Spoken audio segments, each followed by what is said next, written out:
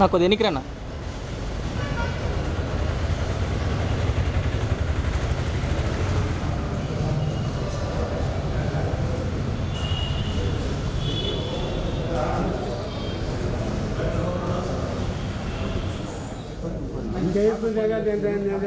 రాత్రి కూడా చేస్తున్నాను నాకే ఒక్క చెప్తున్నా మళ్ళీ ఆయన చెప్తున్నా మళ్ళీ చెప్తున్నా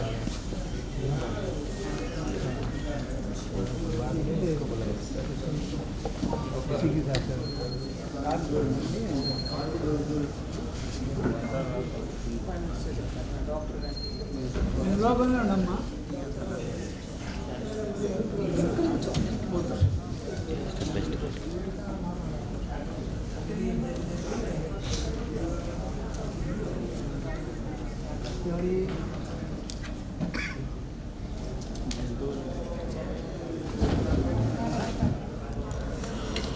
పెద్దది సరిపోతుంది లైటింగ్.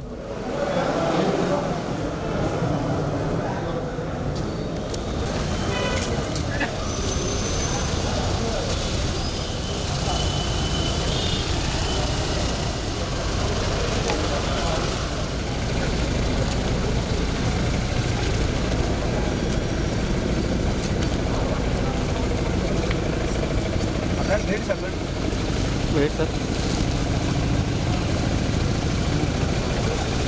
ఓకే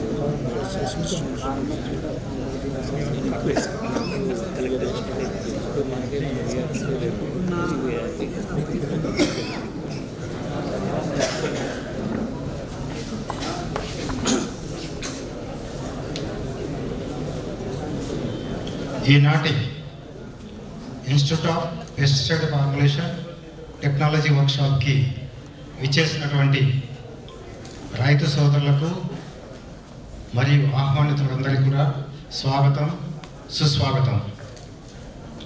ఈ కార్యక్రమానికి ముఖ్య అతిథిగా విచ్చేసినటువంటి మా ప్రియతమ మేనేజింగ్ డైరెక్టర్ గారు డాక్టర్ అమరేంద్ర కుమార్ గారిని సవినయంగా మీ అందరి కర్తాల ధ్వనుల మధ్య వేదిక మీదకి ఆహ్వానిస్తున్నాను.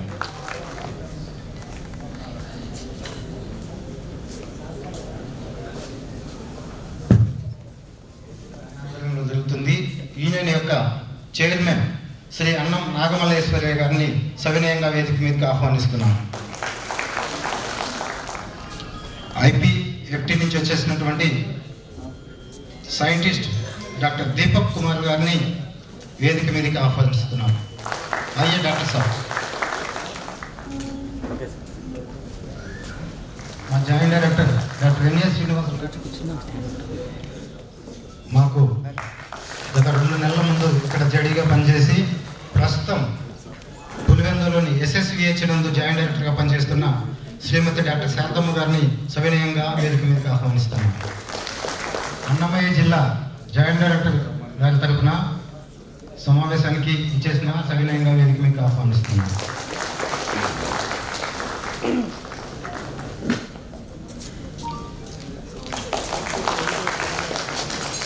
IPFT scientist doctor Mangesh Ashok Rao గారిని కూడా వేదిక మీదకి ఆహ్వానిస్తున్నాను.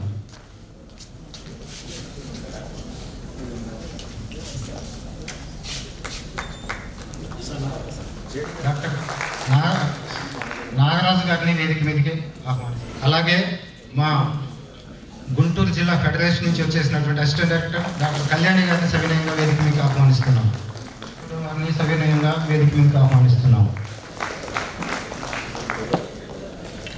డిడివిపిసి doctor DLDA deputy director doctor Rajathimmareddy గారిని వేదిక మీకు ఆహ్వానిస్తున్నాము.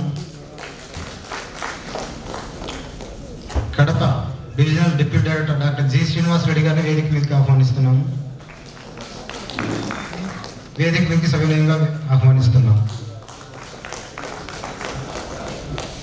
ప్రార్థనతో మొదలవుతుంది. ప్రార్థనా గీతం doctor Uma madam, Vontimitta assistant director.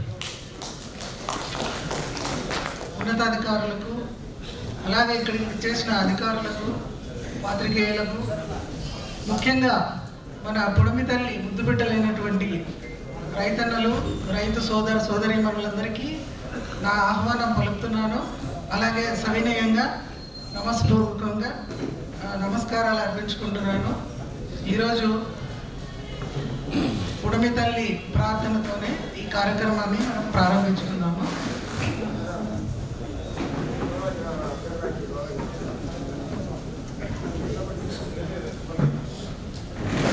జననీ జన్మభూమిశ్చ స్వర్గాదపి గరీయసి జయ జయ జయ జన్మభూమి జయ జయోసు మాతృభూమి జయ జయ జయ జన్మభూమి జయ జయోసు మాతృభూమి ఆది ఋషుల జన్మభూమి ఇది పవిత్ర భూమి. ఈ పవిత్ర భూమిని రక్షించుట మన ధర్మం. ఆది ఋషుల జన్మభూమి ఇది పవిత్ర భూమి. ఈ పవిత్ర భూమిని రక్షించుట మన ధర్మం. ఇది భారత ప్రజావళికి అతిదారామృతము. ఇది భారత ప్రజావళికి పరీక్షా సమయము. జయ జయ జయ జన్మభూమి జయ జయోసు మాతృభూమి. గంగా గౌతమి కృష్ణల కన్న తల్లి భారతి, కనక వర్షమొలికించే స్వర్గసీమ భారతి. గంగా గౌతమి కృష్ణల కన్న తల్లి భారతి, కనక వర్షమొలికించే స్వర్గసీమ భారతి. తల్లికి నీరాజనమిడ తరలి రండి రండి రండి రండి. జయ జయ జయ జన్మభూమి జయ జయోసు మాతృభూమి. జయ హింద్.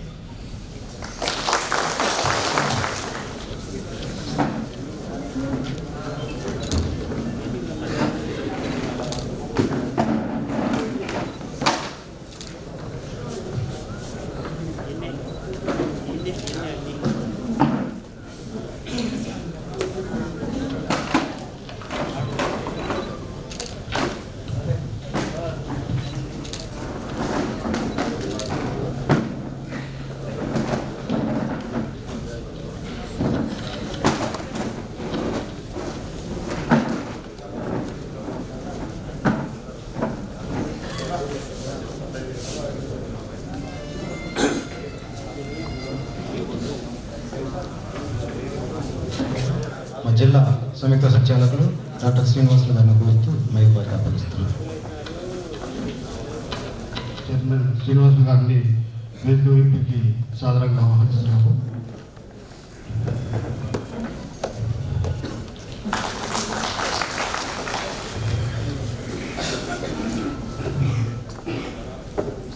అందరికీ మరొకసారి హృదయపూర్వక నమస్కారములు. ఈరోజు ఈ కార్యక్రమం ముఖ్య ఉద్దేశం ఏంటంటే అందరూ కూడా మన వ్యవసాయ రైతులు వ్యవసాయంలో అధిక దిగుబడి పొందడానికి కానీ ఈ పురుగుల విడేదం తగ్గించుకోవడం కోసము చాలా రకాల పెస్టిసైడ్స్ మనకు అవగాహన ఉండి కానీ లేక సరైన అవగాహన లేక ఎక్కువ వాడుతూ లాభాల కంటే కూడా మనము అనర్థాలను ఎక్కువ చవి చూస్తూ ఉంటాము. ఎందుకంటే పక్కన వారు ఏ మందులు వాడుతున్నారో అదేవిధంగా మనము కూడా అవగాహనలో ఉంటూ మందులు వాడేసి ఆర్థికంగా వ్యవసాయ రంగంలో కూడా నష్టపోతూ ఉంటాము. అంతేకాకుండా వ్యవసాయ రంగమే కాకుండా కూడా మన అనిమల్ హెల్త్ పశువుల శాఖకు సంబంధించి కూడా ఈ పెస్టిసైడ్ వాడిన పశుగ్రాసాలు తర్వాత పంటల తర్వాత వచ్చిన గడ్డిని ఎన్నిటి పశుపోషణగా ఉపయోగించినప్పుడు పశువులలో ఎటువంటి అనర్థాలు జరుగుతాయనే విషయాలన్నిటి గురించి కూడా ఇక్కడికి వచ్చినటువంటి మన స్పెషలిస్టులు సైంటిస్టు అలాగే మన వెటర్నరీ డిపార్ట్మెంట్ సిబ్బంది అగ్రికల్చర్ నుంచి వచ్చిన మన లోకల్ సిబ్బంది అలాగే ఈ ఐపీఎఫ్టీ అధికారులు కూడా ఇక్కడ ఉన్నారు. వాళ్ళందరికీ కూడా మీకు అందరికీ కూలంకుషంగా ఈరోజు చర్చించడం జరుగుతుంది. కాబట్టి ఇటువంటి అవకాశాలు మనకి ఎప్పుడోసారి జరుగుతూ ఉంటాయి, రెగ్యులర్గా జరగదు. ఈరోజు మన కడప జిల్లాలో కూడా ఈ అవకాశము కల్పించినటువంటి మా మా ఎండి సార్ ఈ కార్యక్రమాన్ని అందరూ కూడా శ్రద్ధగా విని వారి స్పీచ్ ఇవ్వాల్సిందిగా మన సిబ్బంది సార్ ఈ కార్యక్రమాన్ని ఉద్దేశించి Kurnool CBS cooperative union chairman Srinivas గారిని మాట్లాడాల్సిందిగా ఏర్పడుతుంది.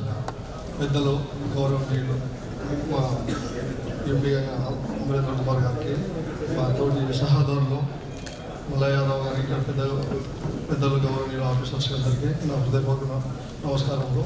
ఇక్కడ వేదికను అలంకరించిన కింద ఉన్న రైతులకి హృదయపూర్వక నమస్కారాలు.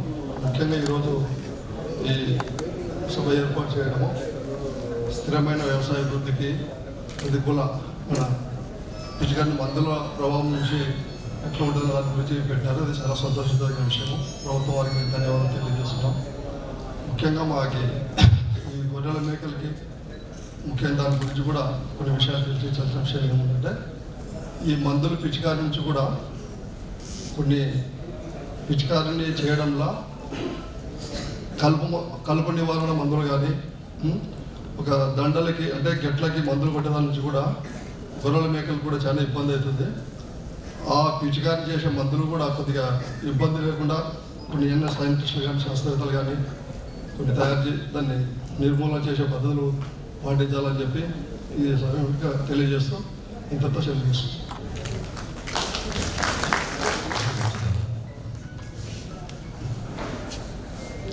వేదికను అలంకరించిన పెద్దలకు, మన రైతు సోదరులకు, పాడి సోదరులకు, గొర్రెలు మరియు మేకల పెంపకదారులకు, మన డిపార్ట్మెంట్ నుంచి వచ్చిన డాక్టర్సు, ఏడీలు, డీడీలకు, మన స్టాఫ్ అందరికీ నమస్కారము.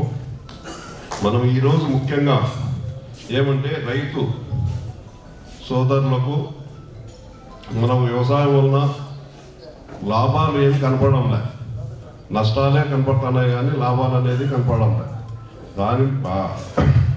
కాబట్టి దాని తట్టుకోవాలా ఏమి ఎలా అనే దాన్ని బట్టి ఈరోజు మనకు మన ఫెడరేషన్ ఎండి గారు ఈ అవకాశాన్ని మన కడప జిల్లాలో ఇచ్చినందుకు చాలా సంతోషంగా మనకు ఆయనకు కృతజ్ఞతలు తెలుపుకుంటూ మనకు ఈ వచ్చిన రైతులు కానీ గొర్రెల పెంపకదారుల రైతులు కానీ ఈరోజు మనకు సలహాలు సూచనలు తెలియపరుస్తారు. కాబట్టి ఆ సలహాలు సూచనలు పాటించవలసిందిగా కోరుచు ఈ అవకాశం ఇచ్చిన పెద్దలకు అందరికీ ధన్యవాదాలు. Telugu, but I'm really sorry for that. And he will be translating my all the conversations. So I will first I would like to welcome all of you, and especially I would like to extend my heartfelt welcome to our respected managing director sir and AP Sheep and Gold Cooperative Federation Limited for organizing this program, and he has been very kind enough to pursue with all these activities, because the main motto and main objective of this event is to create awareness among farmers about safe and judicious usage of pesticides and use of locally available plants. అందరికీ హృదయపూర్వకమైన నమస్కారాలు. ముందుగా ఈ ఐపీఎఫ్టి Indian pesticide formulation technology సంస్థ నుంచి doctor Deepak Kumar Jaiswal గారు మీ అందరికీ సాదరంగా స్వాగతం. అలాగే వేదికను అలంకరించిన పెద్దలందరికీ కూడా నమస్కారం తెలియజేస్తూ, ఆయన తన సొంత భాషలో చెప్పాలనుకుంటున్నారు. అలాగే తెలుగు మాట్లాడాలని ఉన్నప్పటికీ భాష తేడా ఉన్నట్టు అనువాదం పెట్టుకుంది.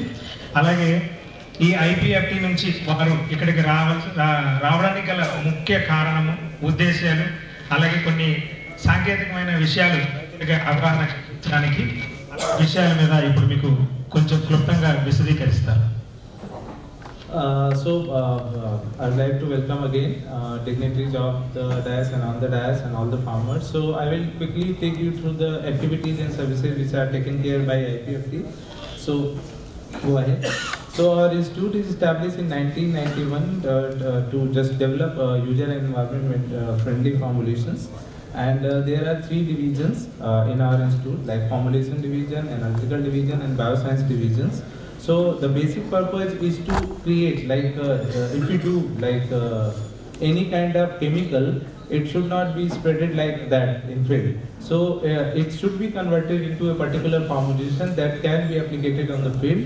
So the first purpose of establishment of this institute is to create formulation and then overall data characterization, chemical characterization, and then checking to the efficacy, whether it is effective on field or not.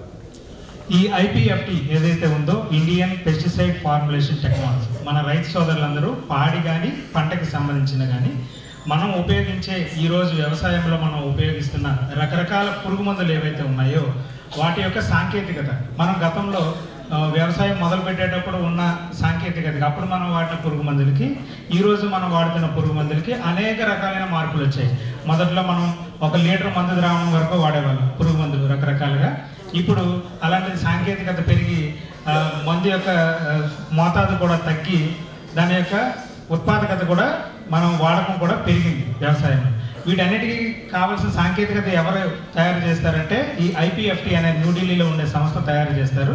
ఒకసారి ఈ హానికరమైన విషపూరితమైన మందులు ఏవైతే పురుగు మందులుగా మనం వాడుతున్నామో వాటిని తయారు చేసి వదిలేయడం కాదు, మళ్ళీ తిరిగి రైతాంగంలో దానివల్ల ఎటువంటి ఇబ్బందులు ఉన్నాయా, లేకపోతే ఆ మందు సరిగ్గా పనిచేస్తుందా లేదా, పాడికి కానీ పంటకి కానీ ఎటువంటి హానికరంగా ఉందా, పర్యావరణ హితమా కాదా, ఇలాంటి విషయాలు కూడా విశ్లేషణ చేయడం కూడా, మందు తయారు చేయడము దానికి సంబంధించిన విశ్లేషణ కూడా ఈ సంస్థ చేపడుతుంది.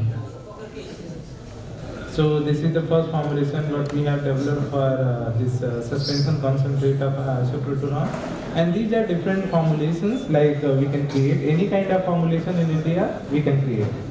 వ్యవసాయంలో మనం పురుగు మందులు అంటే మనం పిచికారీ చేయడం గురించి మాట్లాడుతాం, కానీ మనం కలుపు మందులు కానీ పురుగు మందులు కానీ అలాగే ఇతరత్ర తెగులు మందులు కానీ రకరకాలుగా ఉంటాయి కదా. మనం ఇసుకలో కలిపి చల్లేవి గుళికలు, అలాగే నీటిలో కలిపి పిచికారీ చేసే మందులు ఉంటాయి, అలాగే నీరు పొడి రూపంలో మొక్కలు మొదట్లో వేసే ఉంటాయి. ఇలా రకరకాల రూపాల్లో ఉంటాయి. ఈ రకరకాల రూపాలలో ఏ పంటకి ఏ పురుగు మందు తయారు చేయాలి, ఎంత మోతాదులో వాడాలి, ఇట్లాంటి సాంకేతిక అంతా కూడా వాళ్ళు ఎప్పటికప్పుడు అనుగుణంగా వ్యవసాయానికి కావాల్సిన దానికి అనుగుణంగా వాళ్ళు తయారు చేస్తూ ఉంటారు. రకరకాల సాంకేతికతను కూడా వాళ్ళు అభివృద్ధి పరిచారు. So more than 100 formulations have been developed by IPFT, and these are on neem coil. This is working as repellent for the mosquito and mosquito attracting trap. Next one. And these are certain we are talking about reduce, recycle and reuse, no? So nowadays we are also working on this grape pomace and orange peel, to develop some kind of insecticidal properties, some insecticide property we are exploring. So nowadays we are working on that too. కేవలం ఈ రసాయనాలకు సంబంధించిన పురుగు మందులే కాకుండా మనం వ్యవసాయంలో లేక మన రోజువారీ మన వాడకంలో వంటగదిలో వాడి పడేసిన వేస్ట్ కానీ వ్యర్థ పదార్థాలు ఏవైతే ఉంటాయి, మనం కమలాపండు అది ఆరెంజ్ అంటాం కదా, అది తినేసి దాన్ని పడేసిన తొక్కల నుంచి కానీ, చెరుకు పిప్పి నుంచి కానీ, అలాగే ద్రాక్ష పళ్ళు విత్తనాలు ఏవైతే ఉన్నాయో ఆ విత్తనాల నుంచి కూడా పురుగు మందులు తయారు చేయొచ్చు. మనకి సేంద్రియ పురుగు మందులు అనగానే మనకు మొదట గుర్తొచ్చేది వేప కషాయం లేకపోతే నీమ్ ఆయిల్ అంటాం. అలాంటివే కాకుండా ఇతరత్ర ఏదైనా పురుగు మందుల కింద పనిచేసే మనం వాడి పడేసిన వ్యర్థాలతో పురుగు మందులు తయారు చేసే సాంకేతికత కూడా వాళ్ళు అభివృద్ధి పరిచారు. Next. So this is our next division, analytical characterization. So like any formulation which is being developed, that should be analyzed like chemistry, it should be analyzed.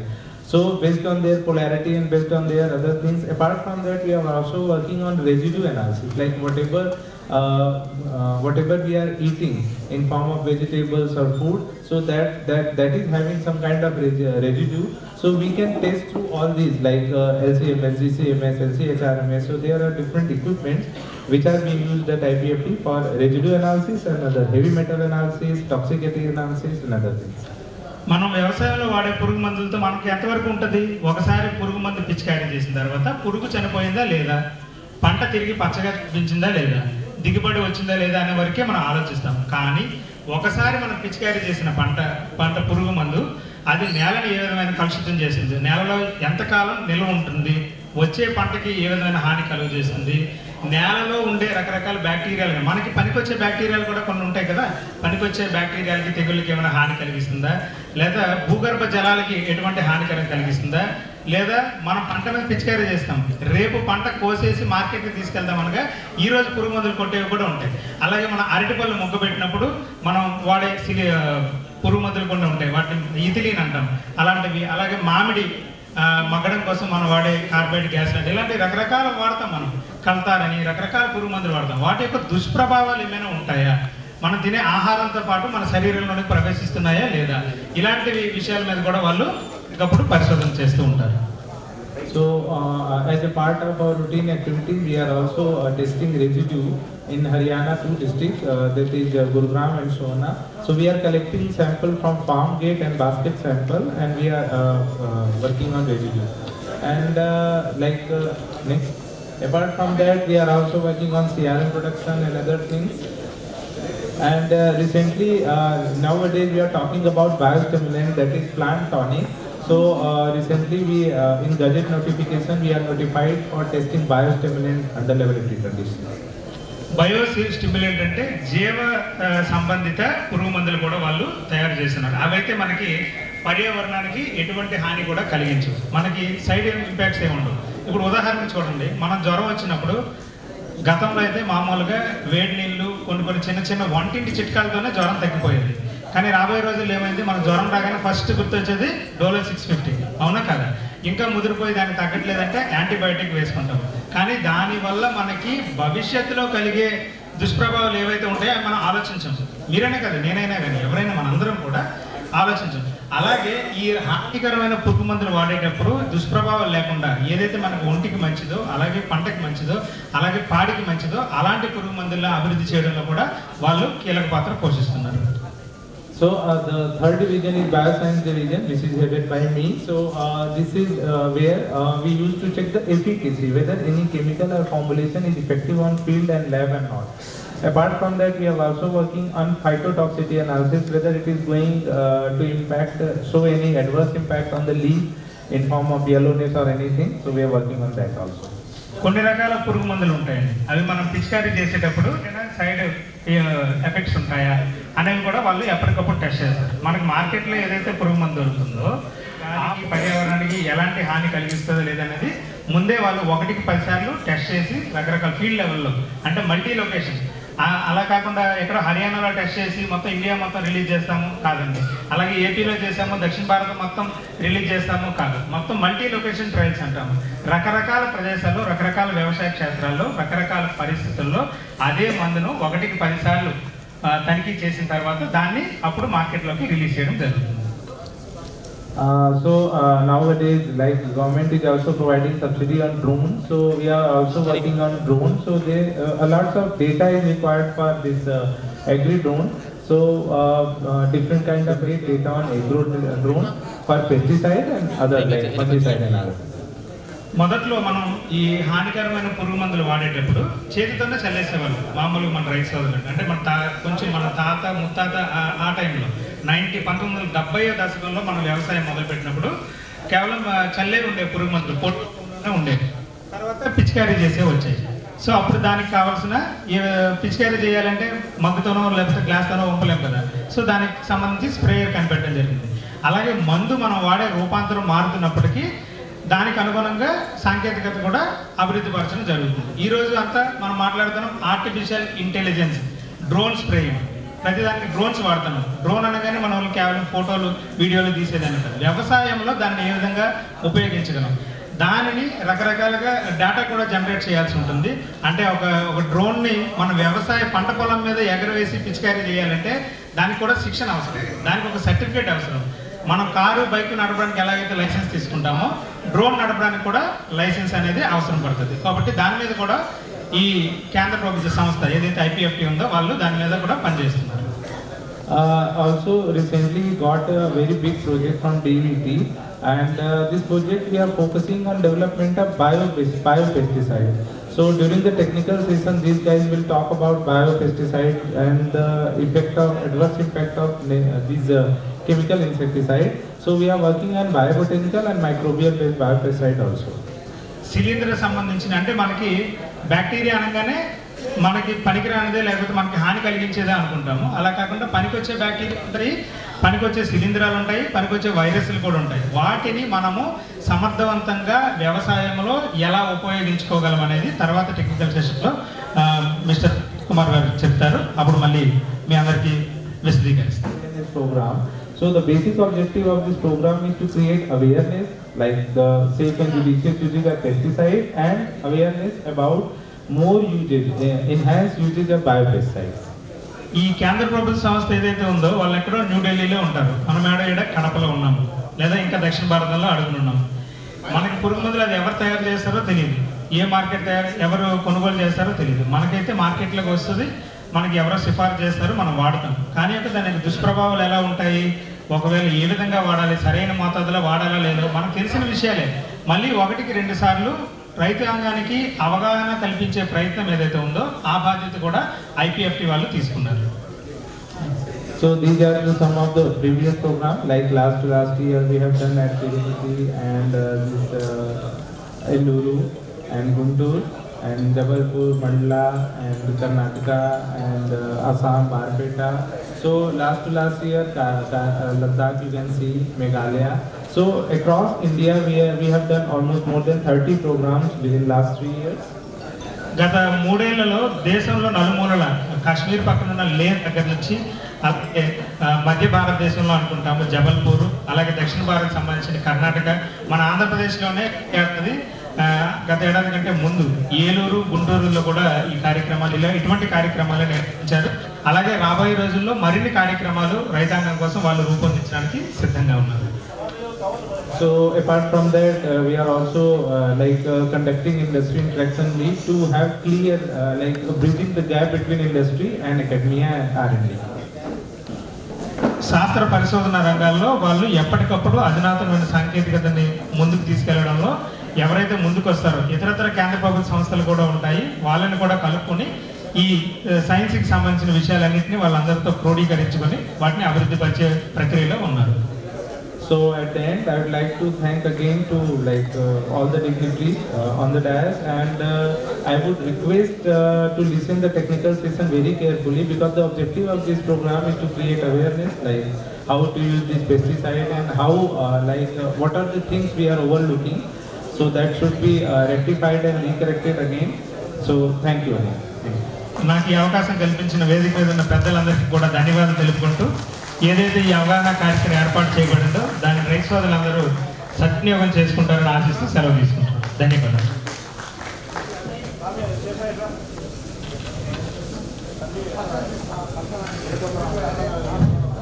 Thank you sir. ఇప్పుడు మన డిస్ట్రిక్ట్ అగ్రికల్చర్ ఆఫీస్ తరఫున యాక్చువల్గా JD agriculture రావాల్సింది, వారికి health బాగాక throat ఇన్ఫెక్షన్తో రాలేకపోయారు. ఇప్పుడు వారి తరఫున డాక్టర్ అగ్రికల్చర్ జేడీ గారు నాగరాజు గారు మాట్లాడారు.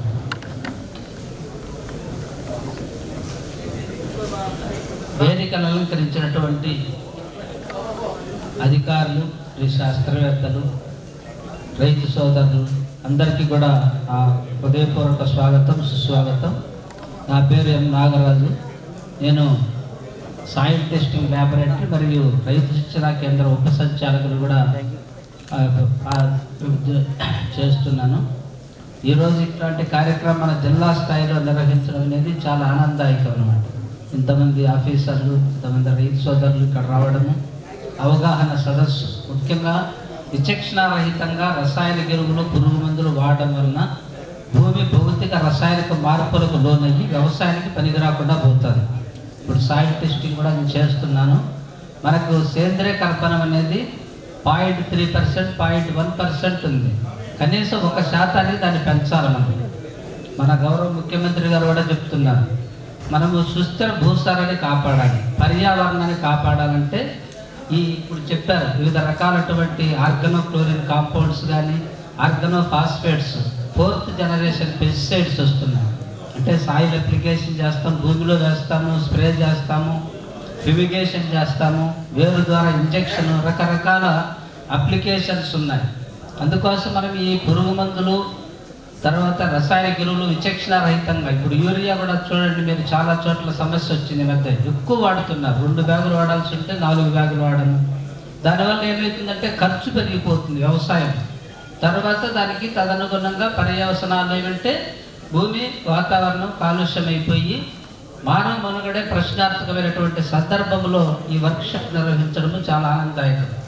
రైతులు చాలా చోట్ల మీటింగులు కానీ కాన్ఫరెన్స్లు అటెండ్ అయినప్పుడు ఏదో వచ్చినా పోయినామనేది కాకుండా దాంట్లో కొన్ని పాయింట్స్ అబ్జర్వ్ చేసి కొన్ని మనం దాన్ని పాటించాలి. లేదంటే ఇట్లా వర్క్షాప్స్ ఎన్ని పెట్టినా కూడా అది వ్యర్థమవుతుంది.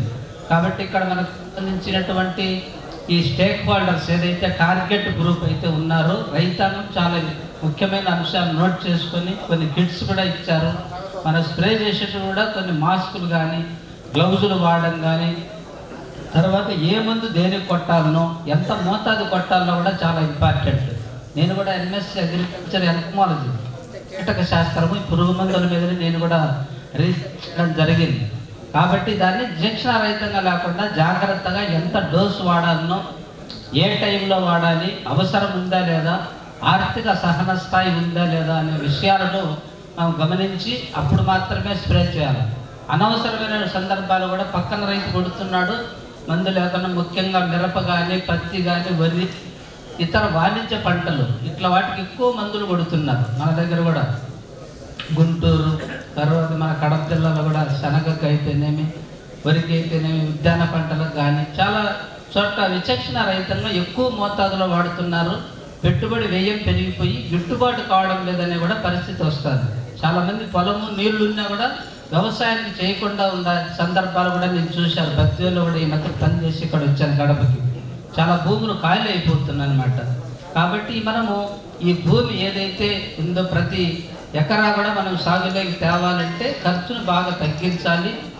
శాస్త్రవేత్తలు, అధికారులు చెప్పేటటువంటి సలహాలు, సూచనలు పాటించి మనం ఖర్చు తగ్గించుకొని నాణ్యమైన ఉత్పత్తులు సంపాదించాలి. సుస్థిర వ్యవసాయం అన్నారు. సుస్థిరం అంటే ఏమి? ఎకరాకు 30 బస్తాలు దిగుబడి వస్తా అంటే 30 పెరగాలి, కానీ మళ్ళీ 20-25 రాకూడదు. సుస్థిర భూసారం, సుస్థిర దిగుబడులు, సుస్థిర ఆదాయాలు, ఈ మార్గాలు. తర్వాత సస్టైనబుల్ అగ్రికల్చర్లో మనకు ప్రకృతి వ్యవసాయం కూడా ఉంది. జిల్లా వ్యాప్తంగా ప్రకృతి వ్యవసాయ కార్యకర్తలు, రైతులు కూడా ఇక్కడ రావడం జరిగింది. ఈ ప్రకృతి వ్యవసాయ విధానాలను కూడా మనం అవలంబిస్తే స్థానిక వనరులను బాగా సద్వినియోగం చేసుకొని పేడ, మూత్రం కానీ, కషాయాలు, ద్రావణాలు వాడి ఘన ద్రవజీవంతో వాడినట్లయితే పర్యావరణానికి మేలు చేసిన వాళ్ళం అవుతాము. ఖర్చు తగ్గుతుంది, మనిషి ఆరోగ్యం బాగుంటుంది, జీవ వైవిధ్యాన్ని కూడా మనం పెంపొందించుకోవచ్చు. భూమి లోపల పొరల్లో అతిపెద్ద జీవ వైవిధ్యం ఉంది. Beneath the soil there is much biodiversity.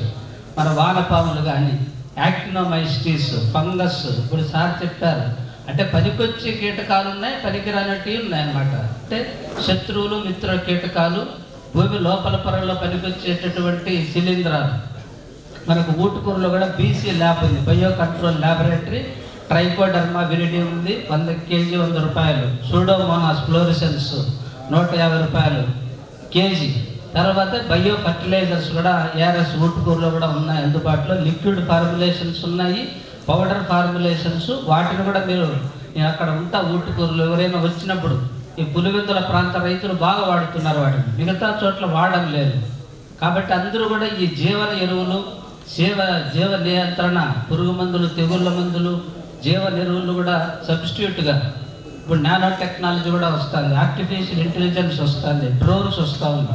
అంటే టెక్నాలజీని మనము అందిపుచ్చుకొని ఈ పెట్టుబడి వ్యయాన్ని గణనీయంగా తగ్గించి పర్యావరణ హిత వ్యవసాయాన్ని మీరందరూ చేపట్టవలసిందిగా మిమ్మల్ని అందరినీ కూడా మనసారా కోరుకుంటూ నాకు అవకాశం ఇచ్చినటువంటి ప్రతి ఒక్కరికి కృతజ్ఞత తెలియజేస్తున్నాను. Thank you all.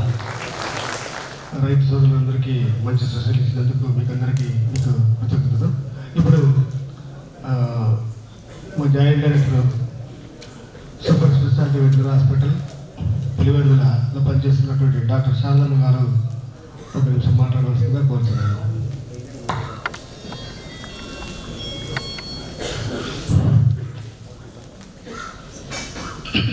అందరికీ నమస్కారం.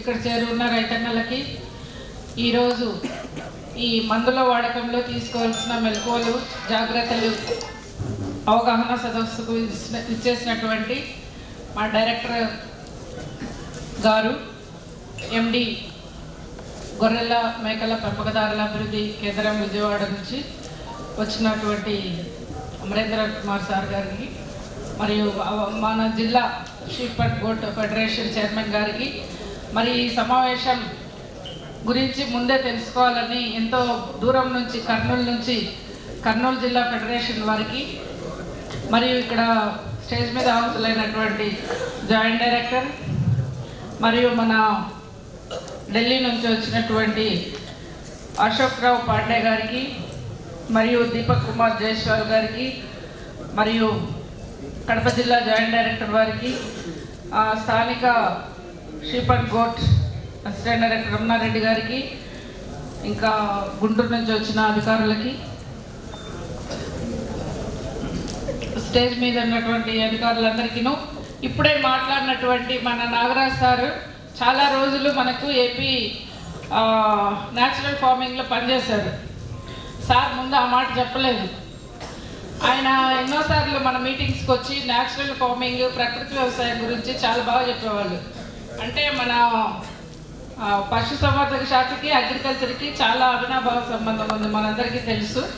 ప్రతి రైతు కుటుంబంలో పంటలు పండిస్తుంటారు, పాలు చూసుకుంటుంటారు, అన్నో కొన్నో మేకలు, గొర్రెలు కూడా ఉంటాయి. కాబట్టి మనందరము ఒక రైతన్న ఫ్యామిలీలోకి వస్తాము. అగ్రికల్చర్ అండ్ వెటనరీ, పశుసంవర్ధక శాఖ.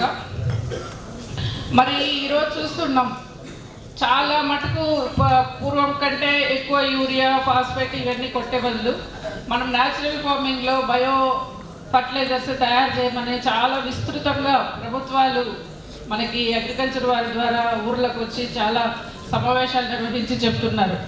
ఈ పేడతో అయితేనేమి, వాటి ఎక్స్క్రీషన్స్ అన్ని అనిమల్స్కి వచ్చే వాటితో కూడా మనము క్రిమి కీటకాలను నివారించవచ్చు, మంచి పంటను తీసుకురావచ్చు అని.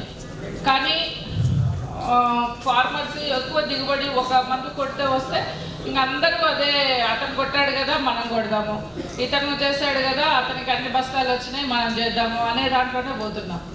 ఒక రైతే కాకుండా ఈ మన పశుసంవర్ధక శాఖలో కూడా మనం ఒక డాక్టర్ ఉద్దేశించి, ఒక కంపెనీ ఉద్దేశించి, అందులో ఎంతోమంది సైంటిస్టులు పనిచేసి ఒక గొర్రెకి ఇంతే మందు దాపాలి, ఒక అనిమల్కి ఇంతే మందు ఇవ్వాలి అంటే, ఎప్పుడో ఒకసారి ఒకటి బాగా పనిచేసిందని చెప్పేసి మనం ఎంత చెప్తున్నా కానీ మనకి డివార్మింగ్స్ ఎన్నో వస్తున్నాయి.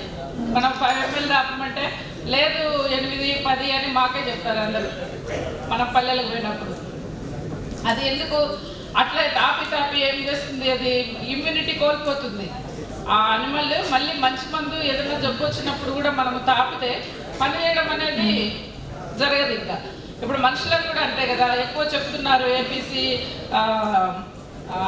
ఇది ఏంటి అనాలిసిక్స్, యాంటీ ఇన్ఫ్లమేటరీ డ్రగ్స్ ఎక్కువ వాడద్దండి, మనకి కిడ్నీస్ పాడైపోతున్నాయి, లివర్ పాడైపోతుంది అని. ఎందుకని అది ఇమ్యూనిటీ పోయి మనకి ఇంకా ఓవర్ డోస్ అయిపోయి వేరే ఆర్గన్స్ కూడా దెబ్బతీసే పరిస్థితి వస్తుంది. చాలా అనిమల్స్ కూడా అంతే, చాలా లీన్ అయిపోయి తట్టుకునే శక్తి లేక మనం మంచి ఏదైనా జబ్బు వచ్చినప్పుడు వాడాలనుకుంటే కూడా అవి ఇంకా పనిచేయవు. ఆ విధంగా కాకుండా మనము మరి ఇప్పుడు ఎంతో శ్రమ కోర్చి మరి ఎండి గారు వీళ్ళంతా సెంట్రల్ టీము అక్కడ అనుసంధానం అయ్యి వారిని ఇక్కడ తీసుకొచ్చి మనకు ఎంతో అవగాహన కల్పించడం పట్ల మేము హర్షం వ్యక్తం చేస్తున్నాము. జిల్లా తరఫున సారికి కృతజ్ఞతలు చెప్తున్నాము. మరి ఇక్కడ హాజరైన ప్రతి రైతు కూడా మీరు వెళ్ళి కనీసం 5 మందికి ఇట్లా పెస్టిసైడ్స్ వాడకూడదంట అని చెప్తే అట్లా రొటీన్ అయిపోయి అలా 5 మందికి చెప్తే మనము ఎంతైనా కానీ మన సంపదను మనము కాపాడుకోవచ్చు. ఇప్పుడు చెప్తున్నారు అందరు ఈ పంటలు కొట్టిన క్యాన్సర్స్ ఎందుకు వస్తున్నాయంటే వరి మీద కొట్టిన ఎక్కువ మందులన్నీ మనకు లోపలికి పోయే మనం ఎంత ఆహారము ఇప్పుడు మనకు మెయిన్ మీల్స్ అన్నమే కాబట్టి దానివల్లనే క్యాన్సర్స్ వస్తున్నాయి అనేది చాలా పరిశోధనల ద్వారా మనకు తెలుస్తూ ఉంది. సో ఇవన్నీ కూడా మనము ఇక్కడ అందరూ చాలా మటుకు రైతులు వచ్చింటారు అనుకుంటున్నాను.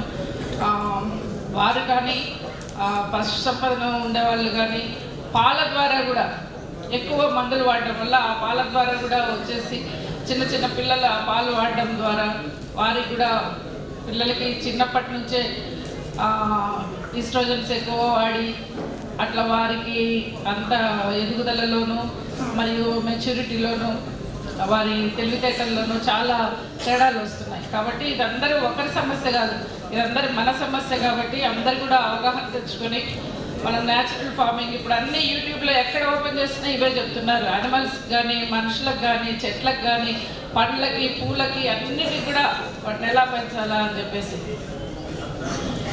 సో ఈ అవగాహన సదస్సుగా నాకు చాలా చెప్పాలని ఉంది.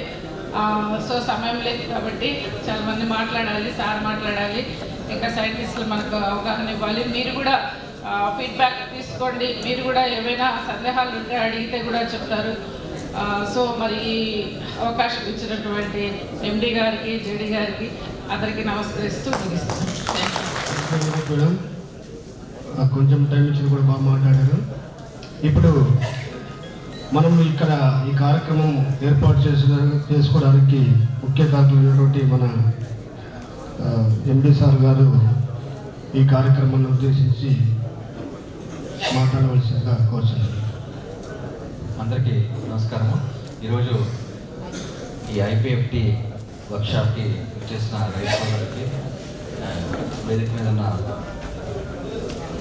మన district sheep breeders cooperative union chairman Kadapa district Nagavalleswara గారికి, తర్వాత Kurnool district sheep breeders cooperative union chairman Srinivasulu గారికి, దీపక్ కుమార్ గారు, శివకుమార్ జైస్వాల్ స్పెషలిస్ట్ ఐపీఎఫ్టీ, శ్రీనివాసులు గారు జాయింట్ డైరెక్టర్ కడప, తర్వాత డైరెక్టర్ అగ్రికల్చర్ వారికి, శారదమ్మ గారికి joint director SSVH, Ramanareddy ED ఐఎస్డికి, మంగేష్ పాండే సైంటిస్ట్ ఐపీఎఫ్టీ, కళ్యాణి గారు అసిస్టెంట్ డైరెక్టర్ చీఫ్ ఫెడరేషన్, తర్వాత డిపార్ట్మెంట్ ఆఫీసర్స్కి అండ్ మీడియా వారికి అందరికీ నమస్కారాలు. ఈరోజు ఈ వర్క్షాప్ ఏర్పాటు చేయడానికి ముఖ్య ఉద్దేశం ఏంటంటే వీళ్ళకి ఐపీఎఫ్టీ అనేది ఢిల్లీ దగ్గర ఒక గవర్నమెంట్ అఫిడెడ్ ఇన్స్టిట్యూట్. వీళ్ళకి ఒక మ్యాండేట్ ఉంది, రైతులకి పెస్టిసైడ్స్ ఇండిస్క్రిమినేట్గా యూజ్ చేయడం వల్ల కలిగే అనర్థాలన్నీ ప్రజలకి తెలియచెప్పాలనేది ఒక మ్యాండేట్. వాళ్ళ యొక్క ఆబ్జెక్టివ్స్లో ఒక భాగం అది. వాళ్ళు రీసెర్చ్తో పాటు ప్రజల్లో రైతుల్లో అవగాహన కల్పించాలనేది వాళ్ళ ముఖ్య ఉద్దేశం, ఇన్స్టిట్యూట్ యొక్క ముఖ్య ఉద్దేశం.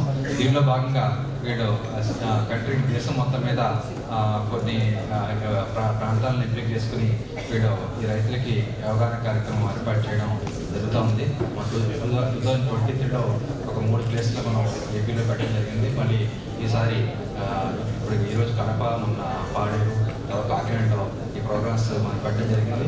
రైతులందరూ కూడా ఇలా పెద్ద ఎత్తున కార్యక్రమాల్లో అటెండ్ అయ్యి మనకి యొక్క వాళ్ళ ఐపీఎఫ్టీ సైంటిస్టులు చెప్పిన ఇన్పుట్స్ అన్ని తీసుకోవడం జరిగింది. మీకు అందరికీ తెలుసు, ఒకప్పుడు మనం రైతులందరూ కూడా ఈ ఫెర్టిలైజర్స్ యూరియా వాడకం ముందు పాంగాడ్ మెన్యూర్ అంటే పశువుల పెంటతోటి తర్వాత మొక్కల ద్వారా వచ్చి ఎరువుల్ని వాడి పంటలు వేసుకోవడం జరుగుతూ ఉంటుంది. కార్యక్రమేణ మనకు గవర్నమెంట్ దగ్గర నుంచి కూడా యూరియా సప్లై చేయడం, యూరియాని ఎక్కువ వాడి పెస్టిసైడ్స్ వాడి ఎక్కువ ప్రొడక్షన్ పెంచుకోమని చెప్పి ప్రభుత్వాలు కూడా దాన్ని ప్రోత్సహించడం జరిగింది. కానీ రాను దీనివల్ల జరిగే అనర్థాలన్నీ కూడా మనకి ఇప్పుడు లాస్ట్ 5 years నుంచి 10 years నుంచి అందరికీ తెలుస్తున్నాయి. అంటే ముఖ్యంగా ఇది పశుసంవర్ధక శాఖకు సంబంధించి పశువులకు సంబంధించి డైరెక్ట్గా ఎఫెక్ట్ కాకపోయినా పశుగ్రాసం తర్వాత యానిమల్ ఫీడ్ కూడా ఇవన్నీ కూడా మొక్కల ద్వారా వస్తాయి. కాబట్టి ఈ పెస్టిసైడ్స్ యూసేజ్ చేస్తే అది సేమ్ పశుగ్రాసం ద్వారా పశువులు కూడా దీనివల్ల జరిగే డిసీజ్ రావడము, తర్వాత ఈ పెస్టిసైడ్స్ రెసిడ్యూస్ అన్నీ కూడా వాడి యానిమల్స్ యొక్క మీట్లో చేరడం జరుగుతుంది. అది మనుషులు మన మాంసం తిన్నప్పుడు మనకే సంక్రమిస్తుంది. దీనివల్ల డైరెక్ట్గా కాకపోయినా ఇండైరెక్ట్గా మనుషులందరూ కూడా దీనివల్ల ఎఫెక్ట్ అవ్వడం జరుగుతుంది. అందువల్ల దీని మీద ప్రభుత్వం ప్రత్యేక దృష్టి సారించి ఇప్పుడంతా కూడా లాస్ట్ 10 years నుంచి ప్రకృతి వ్యవసాయం మీద కాన్సన్ట్రేట్ చేయమని చెప్పి దీనికోసం కేంద్ర ప్రభుత్వం రాష్ట్ర ప్రభుత్వం కూడా పెద్ద ఎత్తున మనకి నిధులు కేటాయిస్తూ ప్రజలకు అవగాహన కల్పిస్తూ దీనివల్ల ఉపయోగాలన్నీ తెలియజేయని ఉద్దేశంతో ఈ సిరీస్ ఆఫ్ వర్క్షాప్స్ కూడా ఏర్పాటు చేయడం జరుగుతుంది. ఇప్పుడు దీనికి సంబంధించి మనకందరికీ తెలుసు పశువుల ద్వారా జీవామృతము, ఘనజీవామృతము, ఇవి పశువులు యూరిన్ ద్వారా ఆవు యూరిన్ ద్వారా చేయడం అనేది చాలా చోట్ల చూస్తారు. ప్రకృతి వ్యవసాయం ముఖ్యంగా ఈ జీవామృతాన్ని యూజ్ చేసి ఎరువులు యూజ్ చేయకుండా పెస్టిసైడ్స్ యూజ్ చేయకుండా చేసిన వాటికి ఆ విధంగా పండించిన పంటలకి చాలా డిమాండ్ ఉంది. ఇప్పుడు అందరూ ఎక్కడ చూసినా కూడా సిటీస్లో ఆర్గానిక్ ఫుడ్ అనేది ఇప్పుడు చోట పడుతుంది. ఆర్గానిక్ ఫుడ్ ద్వారా సేల్స్ చేయడానికి చాలా ఎక్కువ డిమాండ్ ఉంది. చాలా ఎంత అమౌంట్ అయినా ప్రజలు పెట్టడానికి ముందుకు వస్తున్నారు. మనకి రెగ్యులర్గా ఫెర్టిలైజర్స్ ఇచ్చేసి పండించే పంటల కంటే ఆర్గానిక్ ఫుడ్ అయితే అవైలబిలిటీ ఎక్కడ ఉంటే అక్కడ డబ్బుని గురించి ఆలోచించకుండా ఎంత డబ్బైనా పెట్టి వాళ్ళ యొక్క హెల్త్ని కాపాడుకోవాలనే ఉద్దేశంతో ఈ విధంగా ప్రజలందరూ సిటీస్ నుంచి అందరూ ఫోకస్ చేస్తున్నారు. అదేవిధంగా గ్రామీణ ప్రాంతాల్లో కూడా దీని మీద దృష్టి సారించిన మీరు దీని యొక్క ఎఫెక్ట్స్ పెస్టిసైడ్స్ వల్ల ఎఫెక్ట్, ఎరువుల వల్ల ఎఫెక్ట్, ఈ కెమికల్స్ వల్ల యూజ్ చేయడం వల్ల నుంచి ఏమేమి నష్టాలు పడుతున్నాయి అనేది తెలుసుకుని మీరు వాటి వాడకాలు తగ్గించాలి. మీకు ఇది ఈ పశువుల ద్వారా మొక్కల ద్వారా వచ్చి ఎరువులు వాడినట్లయితే మీకు దానికి టేస్ట్ కూడా మీకు రెగ్యులర్గా మనం పండించిన వాటికి దీనికి చాలా టేస్ట్ చాలా ఉంది. తర్వాత హెల్త్ కూడా ఉపయోగకరంగా ఉంటుంది. కాబట్టి దీన్ని సద్వినియోగం చేసుకోవాల్సిందిగా రైతు సోదరులను కోరుతున్నాను. దీంతోపాటు AP sheep and goat federation సంబంధించి రాష్ట్రం మొత్తం మీద సుమారు 1,02,000 మంది మెంబర్స్ ఉన్నారు. 2,900 సొసైటీస్ ఉన్నాయి. ఇక్కడి నుంచి మహిళలు కూడా ఇందులో మెంబర్స్గా జాయిన్ చేయాలని ప్రభుత్వం నిర్ణయించడం జరిగింది. ప్రతి జిల్లా నుంచి 2,000 నుంచి 3,000 మంది మహిళలు మెంబర్స్గా జాయిన్ చేయాలి. జాయిన్ చేస్తే ప్రభుత్వానికి మనం కొత్త ప్రతిపాదన ఇస్తున్నాము. మహిళలందరికీ కూడా లోన్ సౌకర్యం కల్పించాలనే ఉద్దేశంతో మనం ప్రపోజల్స్ ఇస్తున్నాము. ఆ లోన్ మంజూరైనట్లయితే అందరూ ఎంతమంది మహిళలు ఉంటే అందరికీ కూడా మన ఫెడరేషన్ ద్వారా ఇందులో మెంబర్షిప్ ఇచ్చి వాళ్ళకి లోన్ ఇప్పించే అవకాశం ఏర్పడుతుంది. వాళ్ళ షీప్ అండ్ గోట్ పెంచడానికి, వాళ్ళకి తద్వారా ఆర్థిక అభివృద్ధి చెందడానికి కూడా అవకాశం ఏర్పడుతుంది. ఈ అవకాశాన్ని అందరూ ఉపయోగించుకోవాల్సిన కోరుతూ నాకు ఈ అవకాశం ఇచ్చి మీకు అందరికీ థ్యాంక్స్ చెప్తూ సెలవు తీసుకుంటాను. ఈ కార్యక్రమాన్ని ఏర్పాటు చేయడం కాక ఇక్కడ ఈ రైతు సోదరులందరికీ కూడా మంచి సలహాలు, సూచనలు, జాగ్రత్తలు మీకు మరొకసారి తెలియజేస్తున్నాను సార్. ఇప్పుడు అసలైన మన technical session 1 by doctor L Rajasekhar గారిని ప్రారంభించవలసిందిగా కోరుచున్నాను. పెద్దలకి అలాగే వచ్చిన రైతు సోదరులు కార్యక్రమం ముఖ్య ఉద్దేశం అందరూ చెప్పారు. దాన్ని ఏ విధంగా అవలంబించారు? సరే, ఇక్కడ ఉన్న రైతు సోదరులందరూ కూడా పాడి పంట రెండు ఉన్నాయని అనుకుంటున్నాను. పంట ఉంది, పాడి లేదు, లేదా పాడి ఉంది, పంట లేదు. అలా ఎవరైనా ఉన్నారా? ఎవరైనా ఉన్నారా? ఎవరైనా ఉంటే చేయొచ్చు. ఓన్లీ పాడి, ఓన్లీ పంట, రైట్. సో దాదాపు 90% పైనే మనం పాడిని పంటని వేరువేరుగా చూడలేము. Okay, right. మనం చెప్పే విషయాలన్నీ కూడా అందరికీ అవసరమైన విషయాలే, చెప్పే విషయాలు కూడా కొత్త విషయాలు కూడా కావు, మనకు తెలిసినవే. మరొకసారి ఆవు ఎలాగైతే నెమరు వేసుకుంటుందో తన ఆహారాన్ని, మనం కూడా మనకు తెలిసిన విజ్ఞానాన్ని మళ్ళీ మళ్ళీ ఒకసారి నెమరు వేసుకోవడం వల్ల తప్పిదాలు జరగకుండా మనం ఏ విధంగా జాగ్రత్తలు తీసుకోవాలి. ఒకటి. రెండవ విషయం, సార్లు, పెద్దవాళ్ళు, మేడమ్స్ అందరూ లేకపోతే రకరకాల మాధ్యమాల్లో అందరూ చెప్తున్నారు ప్రకృతి వ్యవసాయం చేయాలి అని.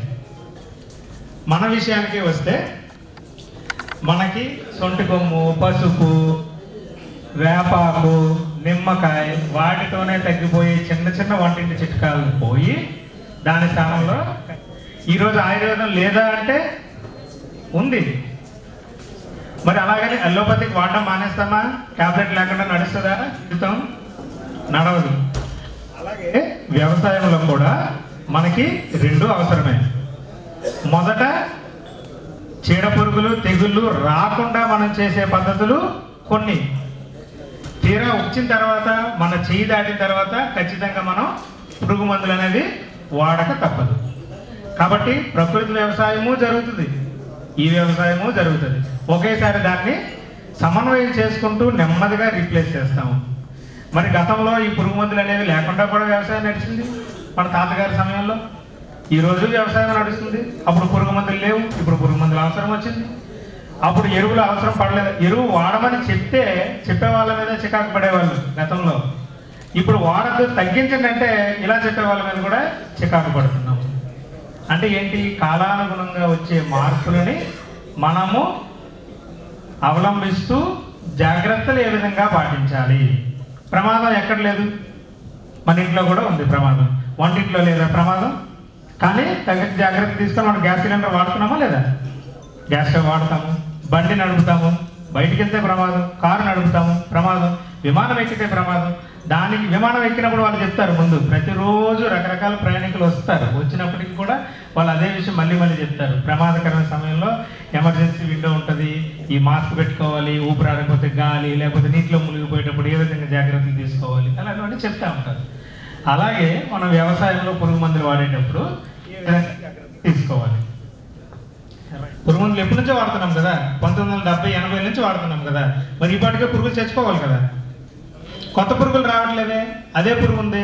వంకాయలో ఏ కాండం తొలిచి పురుగు ఉందో అదే ఉంది, వరిలో ఏ కాండం తొలిచి పురుగు ఉందో అదే ఉంది, పత్తిలో గులాబీ రంగు పురుగు అదే ఉంది.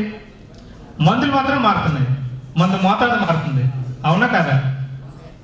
చీమల మందు గమాక్సిన్, డిడిటి పాతది, తర్వాత క్లోరోపైరిఫాస్, మోనోక్రోటోఫాస్, మోనోక్రాన్ అనేవారు, నోవాక్రాన్, క్వినాల్ కోసం లైన్లో నిల్చున్నది పరిస్థితి. మరి ఈరోజు అవన్నీ మానేసినాయి. అది ఎంత బుడ్డి? కనీసం ½ లీటర్, ½ లీటర్, 1 లీటర్ బుడ్డి వాడేవాళ్ళం. అవునా కదా? ఈరోజు మార్కెట్లో ఇంత చిన్న బుడ్డి ఉంటుంది, కొరాజిన్. అవునా? 8 మిల్లీలీటర్ అవాంట్ ఇంతే ఉంటుంది, చిన్నది. 100 మిల్లీలీటర్లకు మించి లేదు మోతాదు ఎకరానికి, చిన్న చిన్న కమతాలకి కాదు. మరి మార్పులన్నీ ఎక్కడి నుంచి వస్తున్నాయి? సరే, ఇంకొక ఉదాహరణ చూసుకుందాం. మన ఇంట్లో పురుగు మందులు వాడుతున్నామా లేదా? వ్యవసాయంలో వాడుతున్నాం, అందరికీ తెలుసు. మనము ఇంట్లో పురుగు మందులు వాడుతున్నామా లేదా? వాడుతున్నామా లేదా? వాడతాం. బొద్దింకల కోసం వాడతాం, దోమల కోసం వాడతాం, ఈగల కోసం వాడతాం. అవునా కదా? దాని మీద ఒక రాసి ఉంటుంది, keep reach out of children. పిల్లలకి అందుబాటులో ఉంచకండి, దూరంగా ఉంచండి. సరే, దోమలు రోజు మనం గుడ్ నైట్ ఆల్అౌట్ పెట్టుకుంటాం కదా, దోమలు కరుస్తుంటే, లేకపోతే అగరబత్తి ఇలాంటివి పెడతాం. మనం ఎప్పటి నుంచో పెడుతున్నాం, ఈ పాటికి దోమలైనా చచ్చిపోవాలి కదా. అంటే తినక వేప తీయనుండు అన్నట్టు ఆ మందు కొట్టి మనం అదే పెడతాం. రోజు గుడ్ నైటే పెడతాం, రోజు ఆల్అౌటే పెడతాం. దానికి అది అలవాటు పడింది, ఆ మందుకి అది చావదు. మళ్ళీ కొత్త మందు కనిపెట్టాలా, కొత్త రకాలు. ముందు చక్రాలు లాంటివి, అవి ఇప్పుడులే. ఆ పొగ మనకు పడట్లేదని అది తగ్గించి లిక్విడ్ చేశారు దాన్ని, చిన్నది ఆవిరి రూపంలో. ఇది కూడా ప్రమాదమే. మనం అది పెట్టి నిద్రపోతాం, అమ్మ కొట్టట్లేదు కాబట్టి నిద్రపోతున్నాం. కానీ ఆ పాముతో పాటు మనం కూడా పీల్చుతాం. ప్రమాదం అవునా కదా? రైట్. సో ఇలాంటి విషయాలన్నీ ఉంటాయి. చిన్న చిన్న విషయాలు, చిన్న చిన్న మెలకువలు. ఒకసారి ఒక రైతు సోదరుడు ఇక్కడికి వచ్చి, సార్ మొన్న డీలర్ షాప్లో ఒక మందు కొన్నాము, నేను కొట్టాను, మొత్తం చేయనంతా మాడిపోయింది సార్ అన్నారు. ఆ డీలర్ మీద యాక్షన్ తీసుకోండి నా మీద ఒత్తిడి పెట్టాడు ఆయన. సరే ఏమంటే ఆయన రిపోర్ట్ ఇస్తాడు, రైతు ఫిర్యాదు చేసిన తర్వాత మనం పోవాలి. నేను పోయిన ఫీల్డ్కి చూసాం, ఏ మందు కొట్టావు, ఫలానా ఏదో మందు చూపించాడు ఆయన. మొక్కజొన్న అనుకుంటా, మొక్కజొన్న మందు ఏదో. సరే చూసాం, ఆయన ఈయన అడిగిన మందు సరిపోయింది, ఆయన ఇచ్చిన మందు సరిపోయింది, కానీ పంట కాలిపోయింది. అలా ఎలా? డోసు సరిపోయింది. డోసు అడుగుతుంటే చక్కగా చీటీ మీద ఉన్న మొక్కే చెప్తున్నాడు ఆయన. ఇంతే కొట్టాను సార్, మీరే రాసిచ్చారు కదా సార్ అంటుండే తిరిగి. సరే కొట్టి ఎట్లా, ఏం మాకు అర్థం కాల. సైంటిస్ట్ టీం వచ్చారు, ప్రెజర్ ఉంటుంది కదా మనకి, పైనుంచి జిల్లా స్థాయి అధికారులు వచ్చారు, అందరూ చూస్తున్నాం, అన్ని లెక్క సరిపోతున్నాయి కానీ మాడిపోయింది. ఆయన మీద యాక్షన్ తీసుకోమని ఏనుకోవాలి. తీరా బాగా ఎంక్వైరీ చేసి ఫీల్డ్ అంతా తిరిగి చూస్తే, నువ్వు ఏ స్ప్రేయర్ వాడారు స్వామి మీరు అని అడిగితే స్ప్రేయర్ చూపించాడు, ఈ స్ప్రేయర్తో కొట్టాను. ఇదే స్ప్రేయర్ మీరు ఇంకా దేనికైనా వాడారంటే దీనికి ముందు కలుపు మందు కొట్టాను సార్ అని చెప్పింది. అదే స్ప్రేయర్తో కలుపు మందు ఆయన ఆల్రెడీ పిచికారీ చేశారు ముందు రోజు ఎక్కడో. తర్వాత అద్దెకి తెచ్చుకుంటాం కదా, అందరి దగ్గర పిచికారీ యంత్రాలు ఉండవు, అందరి దగ్గర స్ప్రేయర్స్ ఉండవు. ఇటా అదే స్ప్రేయర్ తెచ్చుకుంటే మందు ఈయన కడగలేదు రాల్సి పొరపాటున తప్పు జరిగిన మనం ఏం చేస్తాం, హ్యూమన్ సైకాలజీ, అప్పుడు తప్పు జరిగింది ఆ విషయం తప్ప లేదా అన్ని విషయాలు మాట్లాడతాను నేను. అలాగా ఆ కలుపు మందు కొట్టే పిచికారీ యంత్రాలు ఆ స్ప్రేయర్లోనే మళ్ళీ మందు వల్ల ఆ పంట కాస్త మాడిపోయింది. ఇలాంటివి ఉంటాయి. దానివల్ల అదొక రకం దుష్ప్రభావాలు ఉంటాయి. రెండోది, జనరల్గా మనం సినిమాల్లో చెప్తుంటారు కదా, జల్సా సినిమాలో ఒక డైలాగ్ ఉంటుంది, పురుగు మందు కొట్టాడు, పురుగు చాలా, అదే మందు ఆయన తాగాడు, పనిచేసింది. పురుగు మందు కొట్టాడు, పురుగు మీద పని చేయాల, అదే మందు ఆయన తాగాడు, పనిచేసింది. It is a poison, deadly poison. So మనం దానివల్ల చాలా జాగ్రత్తగా ఉండాల్సిన విషయం. అంటే మనం రైన్ పట్టుకుంటాం కదా, ఏదో డైరెక్టర్ గారు చెప్పిన రైన్ పట్టుకుంటాం, కానీ ఇది ఎంత డెప్త్ ఉందో చూడండి దాంట్లో.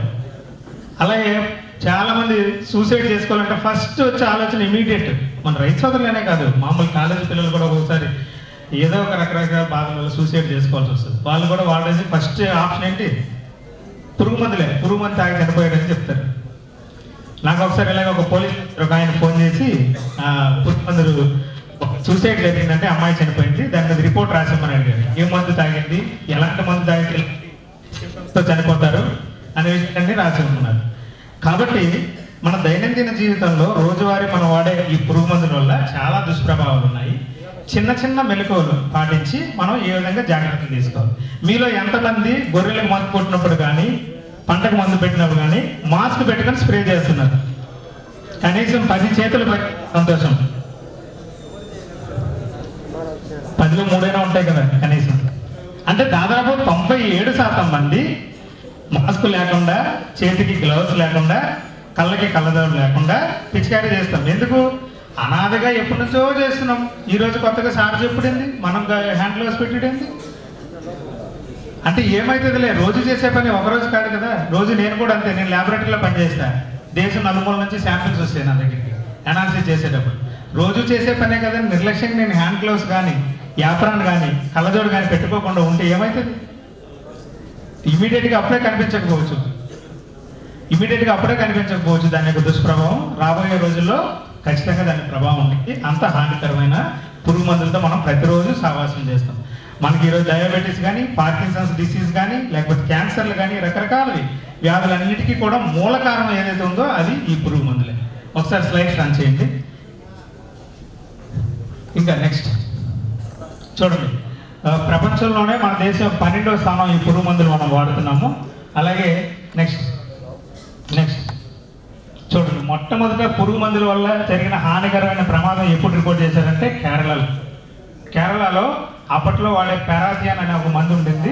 అది గోధుమ పిండిలో కలిసింది. ఏదో విధంగా గోధుమ పంట ద్వారా ఒక కలుషితం జరిగి దాదాపు 100 మంది చనిపోయారు. అక్కడి నుంచి ట్రిగ్గర్ అయింది. సో పురుగు మందులు వాడేటప్పుడు ఖచ్చితంగా జాగ్రత్తలు తీసుకోవాలి. దీని మీద రైతు సోదరులందరికీ అవగాహన కల్పించాలనే విషయం. నెక్స్ట్ చూడండి, మనం కొట్టే పురుగు మందు అక్కడే ఉంటుందా? మనం పంటకు కొట్టాం కదా, పంటలోనే ఉంటుంది అనుకుంటాం. అది నేలలోకి పోయి నేలను కలుషితం చేస్తుంది. అక్కడి నుంచి ఇంకా కిందకి పోయి భూగర్భ జలాన్ని కలుషితం చేస్తుంది. ఒక్కొక్కసారి గాలిని కూడా కలుషితం చేసి గాలిలోనే అలాగే ఉంటాయి. మనం పిచికారీ చేసినప్పుడు స్ప్రే లాగా వస్తుంది కదా, తుంప. ఆ తుంపర ద్వారా మన ఒంట్లోకి ప్రవేశించి మనకు కూడా రకరకాల అనారోగ్యాలకి దారితీస్తుంది. ఒకవేళ మనం కొట్టే పరిస్థితుల్లో పక్కన చెరువులు కానీ, నదులు కానీ, కాలువలు కానీ ఉంటే అందులో కూడా కలుషితం అనేది ప్రవహించి ఆ చేపల్లోకి, రకరకాల జీవరాశుల్లోకి వెళ్తుంది. మనం తినేది చేపలే కాబట్టి ఆ చేపల ద్వారా తిరిగి మళ్ళీ మన ఒంట్లోకే వస్తుంది. సో ఆ విధంగా అది ఎటు పోదు, అక్కడే ఉంది. ఏదో ఒక మార్గంలోనే మళ్ళీ మన మీదే నెగిటివ్ ఇంపాక్ట్ అనేది చూపిస్తుంది. నెక్స్ట్, పురుగు మందులు కొనేటప్పుడు కూడా చాలా జాగ్రత్తలు తీసుకోండి. ఎక్కడ కూడా లైసెన్స్ ఉన్న షాపులో మాత్రమే దయచేసి కొనండి. లైసెన్స్ లేని షాపులో తక్కువకు వచ్చినా పొరపాటున లేబుల్ సరిగ్గా లేకపోయినా అటువంటి దగ్గర కొనద్దు. మీరు కొనేటప్పుడు కూడా 1-2 సార్లు, మీకు గ్రామ స్థాయిలో, క్షేత్ర స్థాయిలో అధికారులు ఉన్నారు, మండల స్థాయిలో ఉన్నారు, జిల్లా స్థాయిలో ఉన్నారు. మీకు 24 గంటలు కూడా ఎవరైనా అందుబాటులో ఉంటారు. ఒక్కసారి ఒక ఫోన్ కాల్, ఒక వాట్సాప్ మెసేజ్ చేసి ఏ మందో సరిగ్గా కనుక్కొని సరైన డీలర్ దగ్గర కొనండి. నెక్స్ట్, తర్వాత లైసెన్స్ ఉన్న వాళ్ళ దగ్గరే కొనాలి. అలాగే పురుగు మందు డబ్బా మీద కూడా మీరు వాడుతున్న పురుగు మందు ఎంత హాని కూడా దాని మీద రాసి ఉంటుంది. సిగరెట్ మీద అయితే, ప్యాకెట్ మీద అయితే రాసి ఉంటుందో, మనం వాడుతున్న టానిక్ మీద ఎలా రాసి ఉంటుందో పురుగు మందు మీద కూడా అలాగే ఉంటుంది. ఎరుపు రంగు ఉందా, కషాయం రంగు ఉందా, నీలం రంగు ఉందా, పసుపు రంగు ఉందా, పచ్చ రంగు ఉందా, ఈ 5 ఉంటాయి. ఎరుపు రంగు ఉండి ఆ పుర్ర బొమ్మ ఉందంటే ఎక్స్ట్రీమ్లీ టాక్సిక్, ఇంకా దానికి మించిన విషయం లేదు. అది ఏమాత్రం మోతాదు ఒంటి మీద పడినా లేదా ఒంట్లోకి ప్రవేశించినా దానికి దుష్ప్రభావాలు అనేవి. పచ్చ రంగు అంటే సేఫ్ అంటే అది కూడా విషయం, కాకపోతే కొంచెం జాగ్రత్త, పర్వాలేదు, కొంచెం రిలాక్స్గా ఉండొచ్చు. కానీ ఆ కాషాయ రంగు, ఎరుపు రంగు, ఈ పసుపు రంగు ఉన్న మాత్రం అత్యంత ప్రమాదకరమైన పురుగు మందులు. ఆ విషయం మనం డబ్బా చూస్తే అర్థమవుతుంది. తర్వాత నెక్స్ట్, అది ప్రతి పురుగు మందు డబ్బాతో పాటు ఒక చిన్న చీటీ మడత పెట్టిస్తాడు. దాంట్లో భారతదేశంలో ఉన్న ప్రధాన అన్నింటిలోనే ఇస్తాడు. చిన్న చిన్న, కొంచెం చదవడానికి ఇబ్బంది ఉంటుంది. దాంట్లో మోతాదు కూడా ఎంత వాడాలి, ఏ పంటకు వాడాలి, ఏ స్టేజ్లో, ఏ దశలో వాడాలి అనే విషయం కూడా క్రిస్టల్ క్లియర్గా స్పష్టంగా పొందుపరచబడి ఉంటుంది. ఈ రోజుల్లో అందరూ చదువుకున్న వాళ్ళే రైతాంగం వ్యవసాయంలో ఉన్నారు. లేనప్పటికీ చదువుకున్న వాళ్ళు మన ఇంట్లో కూడా ఉన్నారు. సో వాళ్ళ సహాయం తీసుకొని కూడా మనం చేయొచ్చు. తర్వాత పిచికారీ చేసేటప్పుడు ఇందాక చెప్పినట్టు మాస్క్ పెట్టుకున్నారంటే ఇక్కడ మనం గ్యాదర్ అయిన వాళ్ళ దాదాపు 400 మంది రైతాంగం ఉన్నారు. అందులో 1-2-3 మా అయితే 10 మంది కూడా చేతులు ఎత్తున్నారు. కాబట్టి ఈ IPFT సంస్థ వాళ్ళు ఈ అవగాహన కార్యక్రమానికి హాజరైన రైతు సోదరులందరికీ కూడా, రిజిస్ట్రేషన్ చేసిన రైతులందరికీ కూడా వాళ్ళకి కిట్ ఇస్తారండి. ఆ కిట్లో మీకు సేఫ్టీ కిట్ ఉంటుంది. అందులో మనం వాడే హ్యాండ్ గ్లౌస్ కానీ, కళ్ళజోడు కానీ, అలాగే రాత్రిపూట మనకి ఎంత వ్యవసాయంలో లేని కష్టాలన్నీ లేవు. అన్నీ కాదు, కర్నూలు చావుకు 100 కారణాలు అన్నట్టు అన్ని కష్టాలే.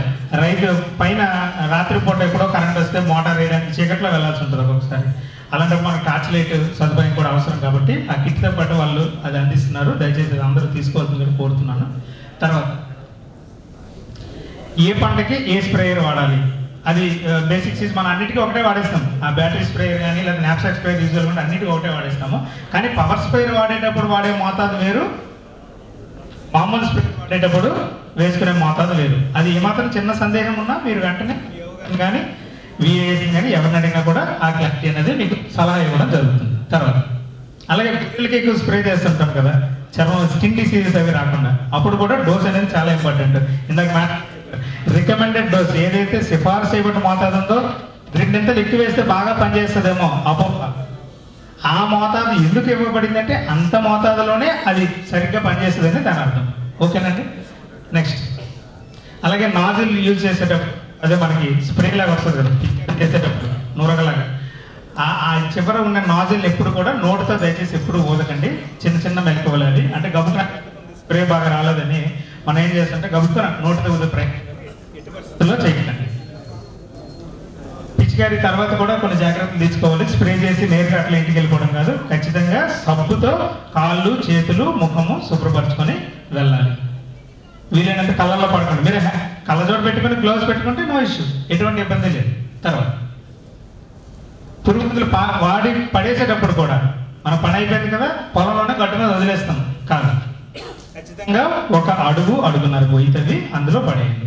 ఆ రోజు కుదరకపోవచ్చు, పిచికారీ చేసి ఇంకా ఉంటాయి కాబట్టి ఆ రోజు కుదరకపోవచ్చు. కానీ ఆ చిన్న చిన్న మెలకువలు అవి కానీ మనం పాటిస్తే మనకి ఆపచ్చుకోవచ్చు. చూడండి, పురుగు మందు మనకు 3 రకాలుగా పోతుంది ఒంటి మీదకి. మన చర్మం మీద పడితే స్కిన్ క్యాన్సర్ రావచ్చు, లేదా మన ముక్కు తెరపోతే ఊపిరితిత్తులకి ఇబ్బంది అవ్వచ్చు, లేదా నేరుగా మనం పొట్టలోకి పోవచ్చు. జననాంగాల ద్వారా వేరే విధంగా రకరకాల కొంతమందికి పిల్లలు పుట్టే అవకాశం కూడా ఉండదు. అలాంటి దుష్ప్రభావాలు కూడా కొన్ని హానికరమైన పురుగు మందుల్లో ఉంది. నెక్స్ట్ బేసిక్ అంటే ఒకటి, గుళికల రూపంలో మనం పురుగు మందులు వాడినప్పుడు చాలా జాగ్రత్తగా ఉండాలి స్ప్రే కన్నా. ఎందుకంటే గుళికలు చాలా పవర్ఫుల్. మనం ఏముంది నెలలోనే చల్లేస్తాం కదా, మనకేం ఇబ్బంది ఉండదు అనుకుంటాము. కానీ ఒకసారి అది తేమను పట్టుకున్న తర్వాత ఆవిరి బయటకే వస్తుంది. భూమిలో ఉన్న పురుగులు చనిపోతాయి, గాలిలో కూడా వస్తుంది. అది పీల్చినప్పుడు ఇమీడియట్గా మనకి తల తిరగడము, లేకపోతే వికారము, వాంతులు లాంటివి వస్తాయి. ఒంటరిగా ఎప్పుడు వెళ్ళొద్దు. గుళికలు వేసేటప్పుడు తోడు ఎవరైనా తీసుకెళ్ళండి. గుళికలు చల్లేసిన తర్వాత వీలైనంత త్వరగా పొలం నుంచి మనం బయటికి రావడం మంచిది. అక్కడే ఉంటే ఒకసారి మూర్చిపోయి పడిపోతాం. మనం అక్కడ పడిపోయే మన విషయం ఎవరు చెప్తారు? మనకి ఇంటికి ఎవరికి చెప్పే వాళ్ళు ఉండాలి కదా. పక్కన పొలంలో రైతు ఉండొచ్చు, ఉండకపోవచ్చు. కాబట్టి అదొక చిన్న మెలకు. తర్వాత ఇది ఇందాక చెప్పాను. నెక్స్ట్ ఇదిగోండి, ఇట్లా సిమ్టమ్స్ మీద ఇమీడియట్గా ఉండే దుష్ప్రభావం అలాగ ఉంటుంది. కానీ అది మొదట కనిపించేది మనకి దద్దుర్లు కానీ, బొబ్బలు కానీ, అలాంటి కాలిపోయిన సిమ్టమ్ లక్షణాలు కానీ కనిపిస్తాయి. కానీ క్రమక్రమంగా ప్రతిరోజు కొంచెంగా అది మన శరీరంలో ప్రవేశించి ఎక్కడో దగ్గర క్యాన్సర్ రూపంలో దారితీసి మన మీద ప్రభావం చూపిస్తుంది. అది ఇర్రివర్సిబుల్. ఒకసారి క్యాన్సర్ వచ్చిన తర్వాత ట్రీట్మెంట్ అనేది చాలా కష్టంగా ఉంటుంది. నెక్స్ట్ తర్వాత ఎప్పుడైనా కానీ అలాంటి మూర్చపోయినా, కళ్ళు తిరిగి పడిపోయినా ఇమీడియట్గా వాళ్ళని కంగారు పట్టకండి. ముందు ఓపెన్ ప్లేస్లో తీసుకొచ్చి మొహం, కాళ్ళు, చేతులు కడిగి గాలి తగలనివ్వండి, వాళ్ళు సెట్ అయిపోతారు. ఇంకా అప్పటికి అన్కాన్షియస్ కొంచెం కొమ్మలాగా కళ్ళు తిరిగి పడిపోయినా వెంటనే హాస్పిటల్ తీసుకెళ్తే చిన్న ఇంజెక్షన్స్ లాంటివి ఉంటాయి.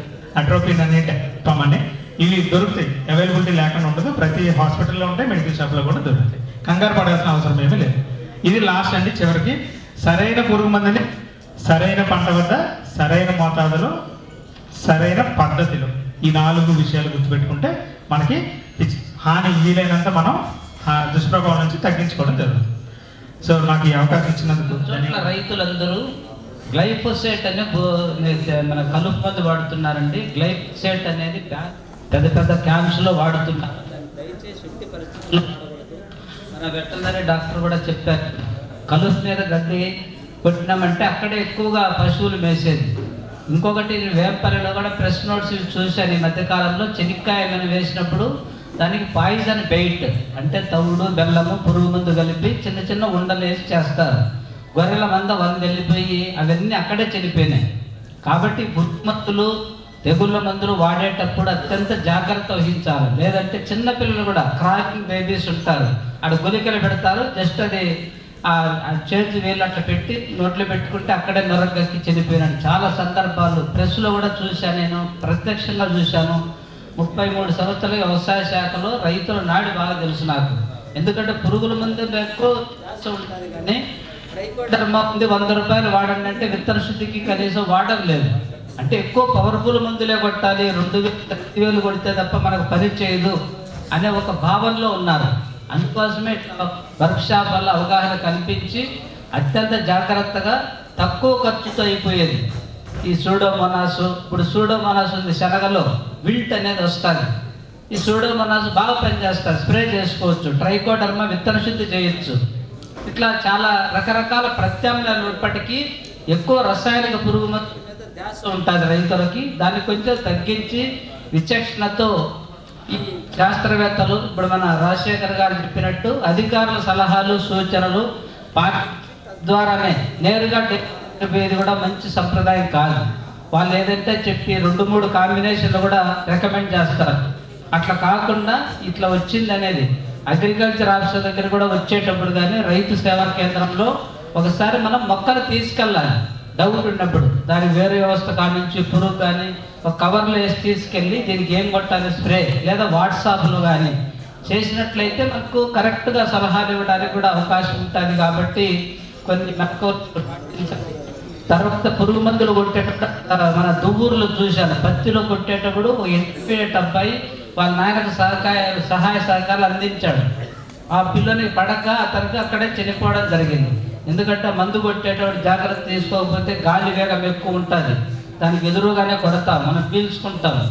కొట్టేటప్పుడు తింటాము, స్మోక్ చేస్తూ ఉంటారు. ఇట్లా రకరకాలుగా కొన్ని తెలియక చాలా పొరపాట్లు చేస్తున్నారు.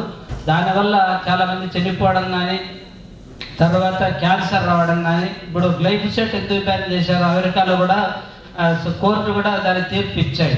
గ్లైఫోసేట్ వల్ల క్యాన్సర్ వస్తుంది, అత్యంత ప్రమాదం అని తెలిసింది కాబట్టి బ్యాన్ చేశారు. చాలా పెస్టిసైడ్స్ అంతా కూడా, అంటే ఫస్ట్ 1939లో Nobel prize winner Paul Muller DDT కనుక్కున్నాడు. డైక్లోరో డైఫెనైల్ ట్రైక్లోరో ఈథేన్, అది DDT. దాన్ని దోమల మందు కనిపెడితే పురుగులకు వాడారు. దానివల్ల అనర్థాలు ఎక్కువైపోయి క్యాన్సర్ వస్తుందనే ఉద్దేశం దాన్ని తీసేశారు. మళ్ళీ BHC బెంజిన్ హెక్సాక్లోరైడ్ BHC అది కూడా బ్యాన్ అయింది. ఎండోసల్ఫాన్ కానీ, కేరళ స్టోరీ, ఇప్పుడు చాలా ఉన్నాయి చెప్పుకుంటా పోతే ఒక రోజంతా ఈ వర్క్షాపు. చాలా విషయాలు మాట్లాడచ్చు. కాకపోతే అంటే చాలామంది వక్తలు ఉన్నారు కాబట్టి నేను ఓవరాల్గా చెప్పే పాయింట్స్ ఏంటంటే, జాగ్రత్తగా పురుగు మందులు, ఇది ముఖ్యంగా ఎరువులు అంటే మనం జనరల్గా వేస్తుంటారు కానీ పెద్ద ప్రమాదం కాదు. బట్ పురుగు మందులు ముఖ్యంగా గుళికలు కావచ్చు, 4th జనరేషన్ ఇన్సెక్టిసైడ్స్, పెస్టిసైడ్స్ వాడేటప్పుడు చాలా జాగ్రత్త వ్యవహరించాలి. ఇంట్లో కూడా పెట్టుకొని ఉంటారు, అన్నం మీద కాకుండా బాటిల్స్ లేదా ఇంకో చోట పెడతారు. అది చాలామంది తాగడం కానీ, కొట్లాట జరిగినప్పుడు కానీ ఇట్లా జరుగుతున్నాయి, మనం చూస్తున్నాం. కాబట్టి దీనివల్ల మనం అందరం కూడా కొంత జాగ్రత్తలు పాటించి, మీరు ఇక్కడ వచ్చిన వాళ్ళు మన బంధువులు ఉంటారు, వాళ్ళకు కూడా తెలియపరిచి మనం అందరం కూడా పర్యావరణానికి మంచి కోరుకొని సుస్థిర వ్యవసాయం అంటే farming systems approach, farming based extension అంటే మన సేద్య పరిస్థితులకు అనుగుణంగా వ్యవసాయ పద్ధతులు, ముఖ్యంగా అగ్రికల్చర్, హార్టికల్చర్, సిరికల్చర్, ఫ్లోరికల్చరు, అపియరీ, ఇట్లా అంటే ఒకటి మీద ఆధారపడి, ఇప్పుడు మేడం చెప్పినట్టు శారదా మేడము ఒక వ్యవస్థగా ఒకటే దాని మీద ఆధారపడకుండా వ్యవసాయ అనుబంధ ఆ రంగాలను కూడా దృష్టి పెట్టి, ఒక ఇంట్లో గొర్రెలు, మేకలు, పొట్టేలు ఉన్నాయనుకోండి, ఒక రైతు చెప్పాడు గాలివీళ్ళు, పొట్టేల వ్యాపారమే సార్ నాకు ఇల్లుని డాక్టర్ చేసుకున్నాను అన్నాడు. పొట్టేలు 9-8 తీసుకొని వాటిని పెంచుకుంటా వ్యవసాయం చుట్టూ తిరుగుకుంటా ఉంటే అది అదనపు ఆదాయం వస్తుంది. ముఖ్యంగా డ్రౌట్ ఏరియాస్లో, రాయచోటి, లెక్కిరెడ్డిపల్లి ప్రాంతాల్లో అంటే వ్యవసాయ అనుబంధ రంగాలు జాయింట్గా మనం సాగు చేసుకుని వాటిని పెంపకం కానీ, వర్మీ కంపోస్ట్ కానీ, పాడి పశువు, ఇంట్లో రోజు ఆదాయం వచ్చేది పాడి పశువులతోనే. మీకు ఎకరా ఉన్నా కూడా వరి అది ఎప్పుడో 4-5 నెలలకు వస్తుంది, 30,000 వరి చేస్తే లాభదాయకం లేదని చెప్పే పరిస్థితి ఉంది. అదే మనం పాడి పంట జోడిస్తే ఖచ్చితంగా సస్టైనబుల్ అగ్రికల్చర్ డెవలప్ అవుతుంది. దానికి అపికల్చర్ కానీ, ఫిష్ కల్చర్ కానీ కొంత మన కొన్ని ఈ మధ్య రైతులు కూడా అడుగుతున్నారు, నాకు ఖాళీ భూమి ఉంది, నేను ఫిష్ పెట్టుకుంటాను సార్, ఒక పాంపాండ్ పెట్టుకుంటాను అంటున్నారు. దానికి డ్రిప్ పెట్టుకుంటాడు. మనకు స్వీట్ ఆరెంజ్ ఏరియాస్ ఉన్నాయి, సింహాద్రిపురం, పెద్ద పెద్ద సమ్స్ ఉంటాయి, అక్కడే మనం ఫిష్ కల్చర్ ఇంట్రొడ్యూస్ చేయడం కానీ. తర్వాత శనగ ప్రాంతాలు ఉన్నాయి, సస్టైనబుల్ అగ్రికల్చర్. శనగ ఒకటే వేస్తారు, నల్ల భూములు 100 ఎకరాలు ఉంటాయి. మన కలెక్టర్ గారు కూడా మీటింగ్లో చెప్తున్నారు ఏంటి, అక్కడ ఒక డ్రైల్యాండ్ హార్టికల్చర్, బెర్రీ కానీ, ఇట్లా ఏదైనా మన యాసిడ్ లైమ్ కానీ ఇట్లా చిన్న చిన్నవి పెట్టుకొని దానికి డ్రిప్ సమ్స్ పెడితే దానికి కొంచెం ఎప్పుడు కూడా ఒకటే పంట కాకుండా 2-3 రకాలు 5 అంతస్తుల పంటల విధానం కానీ, మిశ్రమ పంటలు కానీ, అంతర పంటలు, పళ్ళు పంటల కాన్సెప్ట్లోకి వచ్చినప్పుడు మన సుస్థిర వ్యవసాయం కూడా వీలవుతుందని మీకు అందరికీ తెలియజేస్తున్నాను. నా నంబర్ కూడా రాసుకోండి, మీకు ఏదైనా డౌట్స్ ఉంటే మళ్ళీ నాకు ఫోన్ చేయండి. ఎందుకంటే చాలా తక్కువ టైం ఉంది కాబట్టి ఎక్కువ టైం స్పెండ్ చేయలేకున్నాము. 8310 8833105740. Okay, thank you. అందరికీ నమస్కారం అండి. ఈ IPFT సంస్థ నుంచి మంగేష్ పాండే గారు శాస్త్రవేత్త, ఈ పురుగు మందులు రకరకాల సాంకేతికతను అభివృద్ధిపరచడంలో ఆయనకు కూడా కీలక పాత్ర ఉంది. దానిని ఇప్పుడు జీవ సంబంధమైన పురుగు మందులు, ఇప్పటివరకు మనం మాట్లాడాం కదా రసాయన రకరకాల దుష్ప్రభావాలు, మరి దాని నుంచి మారాలి అంటే ఎలా అయితే మనం ప్రకృతి వ్యవసాయం గురించి మాట్లాడుతున్నామో, పురుగు మందులు కూడా పర్యావరణానికి రక్షణ కల్పించే పురుగు మందుల్ని ఏ విధంగా తయారు చేశారు, ఎంత మోతాదులో ఎలా వాడాలి, దాని మీద అవగాహన కల్పిస్తారు. While you replace the synthetic formulation in botanical and microbial pesticide, because it causes the unreachable reach to human and environment, high explosive in risks and pests develop the resistance and causes the pesticide residue problem. ఇప్పుడు మనం వాడే పురుగు మందులు అనేవి కూడా ఇందాక నేను చెప్పినట్టు మన ఇంట్లో వాడే పురుగు మందులు వ్యవసాయంలో వాడేవి కావచ్చు. పురుగు మందులు అనేవి వల్ల పురుగులు రోగ నిరోధకతని అభివృద్ధి చేసుకున్నాయి. అంటే మనం కొట్టే పురుగు మందు పనిచేయదు దాని మీద. అలాగే మనకు కూడా కొంతకాలంగా జరుగుతుంది. మనం యాంటీబయాటిక్ వాడతా పోయినామనుకోండి, ఆ ఎజిత్రోమైసిన్ కానీ సెఫిక్సిన్ కానీ అట్లాంటి మందులు పనిచేయడం మానేస్తాయి, కొత్త మందులు వస్తాయి. పారాసిటమాల్ మామూలుగా ఉండదు, ఇప్పుడు డోలో 650 వేస్తున్నాం. పారాసిటమాల్ ప్లస్ ఎసిక్లోఫెనాక్ కలిపితేనే పనిచేస్తుంది ఒక్కొక్కసారి మన ఒంటి మీద. అంటే దాని అర్థం ఏంటి? రెసిస్టెన్స్ వచ్చేసింది బాడీలో. అలాగే పురుగులకు కూడా తెగుళ్ళకు కూడా కొంత నిరోధకత, వ్యాధి నిరోధకత, రోగ నిరోధక శక్తి డెవలప్ అయింది. సో దానికి మార్చి కొత్తగా ఏ విధంగా తయారు చేయాలి? Importance of biopesticide because it is safe for non-targeted environment. It is the target specific and it is very effectively in slow quantity and it can be used as a integrated pest management program also. ఈ జీవ సంబంధ పురుగు మందులు అనేవి తక్కువ మోతాదులో వాడుకోవచ్చు, తక్కువ ఖర్చుతో అయిపోతుంది. అలాగే మనకి ఏదైతే మనం పురుగులు చంపాలనుకున్నామో ఆ పురుగులే చేస్తాయి తప్ప మిత్ర పురుగుల మీద ఎటువంటి దుష్ప్రభావాలు ఉండవు. అలాగే పర్యావరణం కూడా చాలా సురక్షితంగా ఉంటుంది.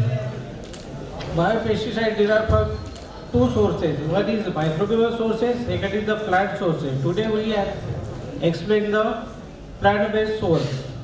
అంటే ఈ జీవ సంబంధమైన పురుగులు అనేది ఇందాక మనం చెప్పినట్టు ఈ ట్రైకోడర్మా అలాగే బ్యాసిల్లస్ రకరకాలు ఉంటాయి, సూడోమోనాస్ అని.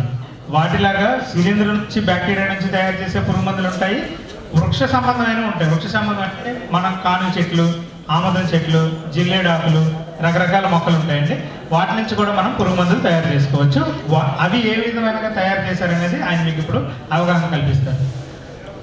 Neem kernel is easily available around the you. You can take the neem kernel and grind it in your mixie which is available in your home. The 5 kg of grinding powder, dilute in 10 kg of water and keep it overnight. Then it filtrate. The filtrate which is collected, then it is diluted. The 9 liter of water you can spread your farm and it help to protect your crop from the pest and insect. ఈ వృక్ష సంబంధమైన కషాయాలు అనగానే మనకి మొట్టమొదటి గుర్తొచ్చేది వేప గింజలతో కషాయం. మనం చాలా కాలం నుంచి చెప్తున్నాము, పాటించే రైతులు పాటిస్తున్నారు, కొందరు పాటించట్లేదు. ఎందుకంటే తయారు చేయడానికి చాలా సమయం పడుతుంది. అదే మీ వేప నూనె అనుకోండి, నేరుగా మార్కెట్లో కొనేసుకోవచ్చు. అలా కాకుండా మన స్థాయిలోనే మనం తయారు చేసుకోవచ్చు. వేప గింజలు అనేవి దంచి వాటిని నానబెట్టి రాత్రంతా దాని నుంచి వడగట్టిన రసం ఏదైతే వస్తుందో దానిని సిఫారు చేసిన మోతాదులో 1 ఎకరాలో కూడా మనం పిచికారీ చేసుకోవచ్చు. The remaining cake which is you can use as a fertilizer. You can use 20 kg of cake in 1 hectare. It can improve your soil fertility and increase your farm yield.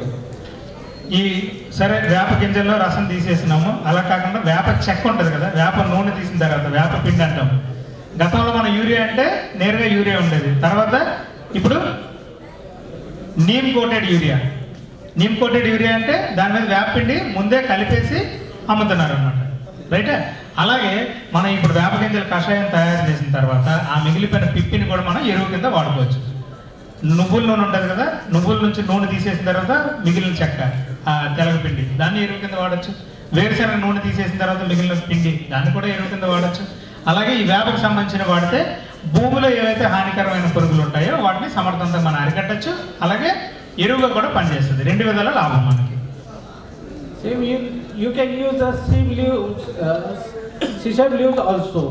If you collect the sesame leaf, 20 gram of sesame leaf is dipped in the water and it kept it overnight and next day you can filtrate it and this filtrate you can use for the protect your farm from insect and other herbicide also. ఈ ప్రకృతి వ్యవసాయంలో మనం వాడే కషాయాలన్నీ ఏంటండి? జిల్లేడాకు కషాయము, అలాగే పచ్చిమిర్చి వెల్లుల్లి కషాయము, అలాగే అగ్నాస్త్రము, బ్రహ్మాస్త్రం తయారు చేసుకుంటాం కదండి ఆకుల నుంచి. అలాగే వాగులాక కషాయం అన్నిటికన్నా ది బెస్ట్. వాగులాక కషాయం కనుక మనం తయారు చేసి పిచికారీ చేసుకుంటే చాలా వరకు పురుగులు ముందుగానే అంటే గుడ్డు దశలోనే మనం దాన్ని అరికట్టవచ్చు. తర్వాత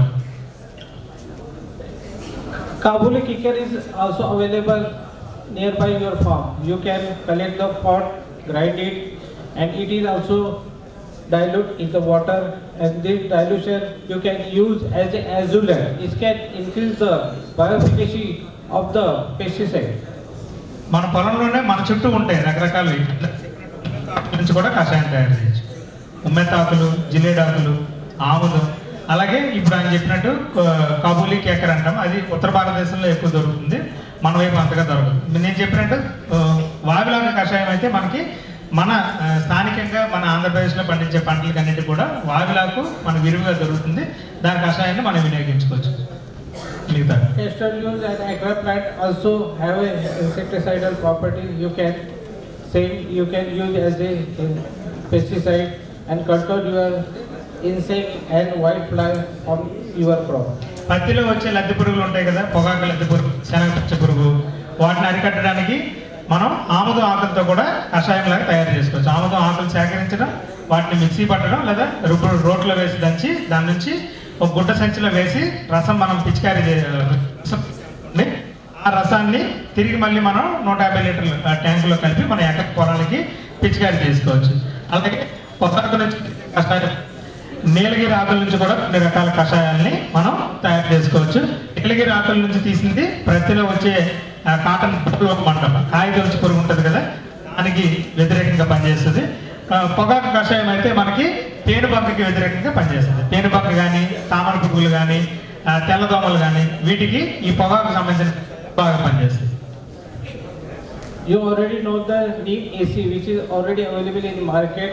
Maybe you can use also in your farm from the control the pest. ఒకవేళ క్షేత్రస్థాయిలో తయారు చేసుకోలేకపోతే రెడీగా మార్కెట్లో దొరికే కూడా వేప నూనె.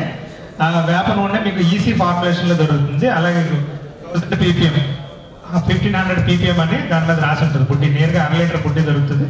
దాన్ని కూడా మనం తెగులు వచ్చిన తర్వాత, పురుగు శిలీంధ్రం తెగులు వచ్చిన తర్వాత కాదు, ముందుగానే పిచికారీ చేసుకుంటే రాకుండా ఉంటుంది. తర్వాత పనిచేసే మందులు వేరు. రైట్.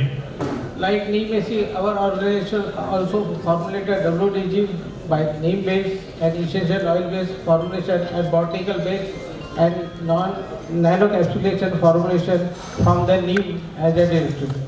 మందు అదే ఉంటుంది. ఇప్పుడు మనం వృక్ష సంబంధించిన అనగానే వేప నూనెకు వేపకు సంబంధించిన కషాయం ఉంటుంది. రకరకాల రూపాలు, కొన్ని పిక్కల రూపంలో అవ్వచ్చు, కొన్ని నూనె రూపంలో అవ్వచ్చు, కొన్ని ద్రవ రూపంలో అవ్వచ్చు, లేదా చిన్న నానో అంటాం.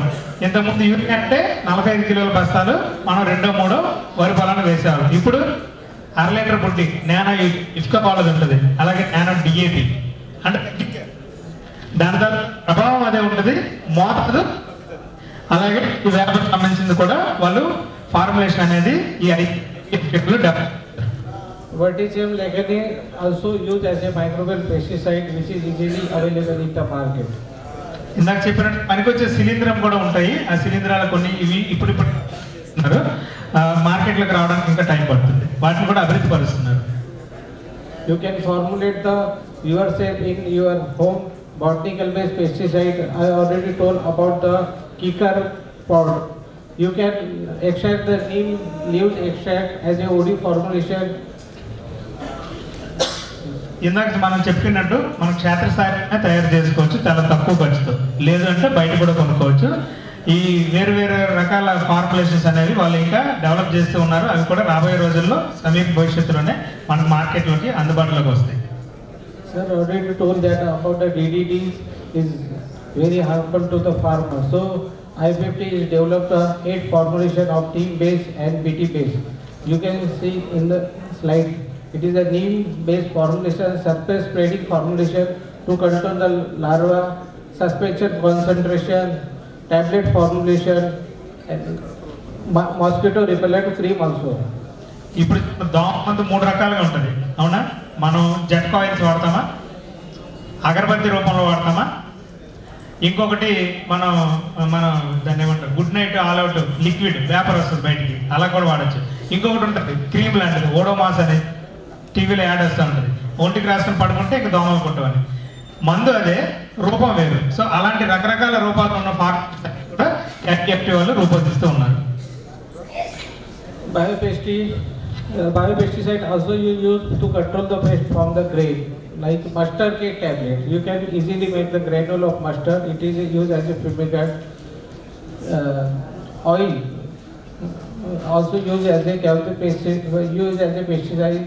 Jatropha, etc. Used as a pesticide for control the grain pest. ఈ నీలగిరి ఆకుల నుంచి తీసిన తైలం యూకలిప్టస్, ఊటీ వెళ్ళొచ్చిన వాళ్ళు అయితే అక్కడ అమ్ముతూ ఉంటారు. యూకలిప్టస్ ఆయిల్ అని మన జలుబుకి, దగ్గుకి, తలనొప్పికి పనిచేస్తుంది. అది మన మీదే కాదు, పురుగు మందుగా కూడా వాడుకోవచ్చు అంట. దాన్ని ఆయిల్ నానో ఎమల్షన్ అంటే తక్కువ మోతాదు, చిన్న బుడ్డీల రూపంలో తయారు చేసి ఉన్నారంట. అలాగే మన కానుగ ఆకుల నుంచి కూడా పురుగు మందు తయారు చేశారు. జట్రోపా నుంచి తయారు చేశారు. అంటే మన చుట్టూ ఉన్న మొక్కలే, కాకపోతే మనం గమనించాం, మనం తెచ్చుకోము. కానీ వాటి నుంచే తేలిగ్గా ఎలా తయారు చేసుకోవాలి, రైతుకి డబ్బులు ఏ విధంగా తక్కువ ఖర్చుతోనే మనం పురుగు మందులు ఏ విధంగా అరికట్టుకోవాలనేది వాళ్ళ యొక్క ప్రధాన ఉద్దేశం.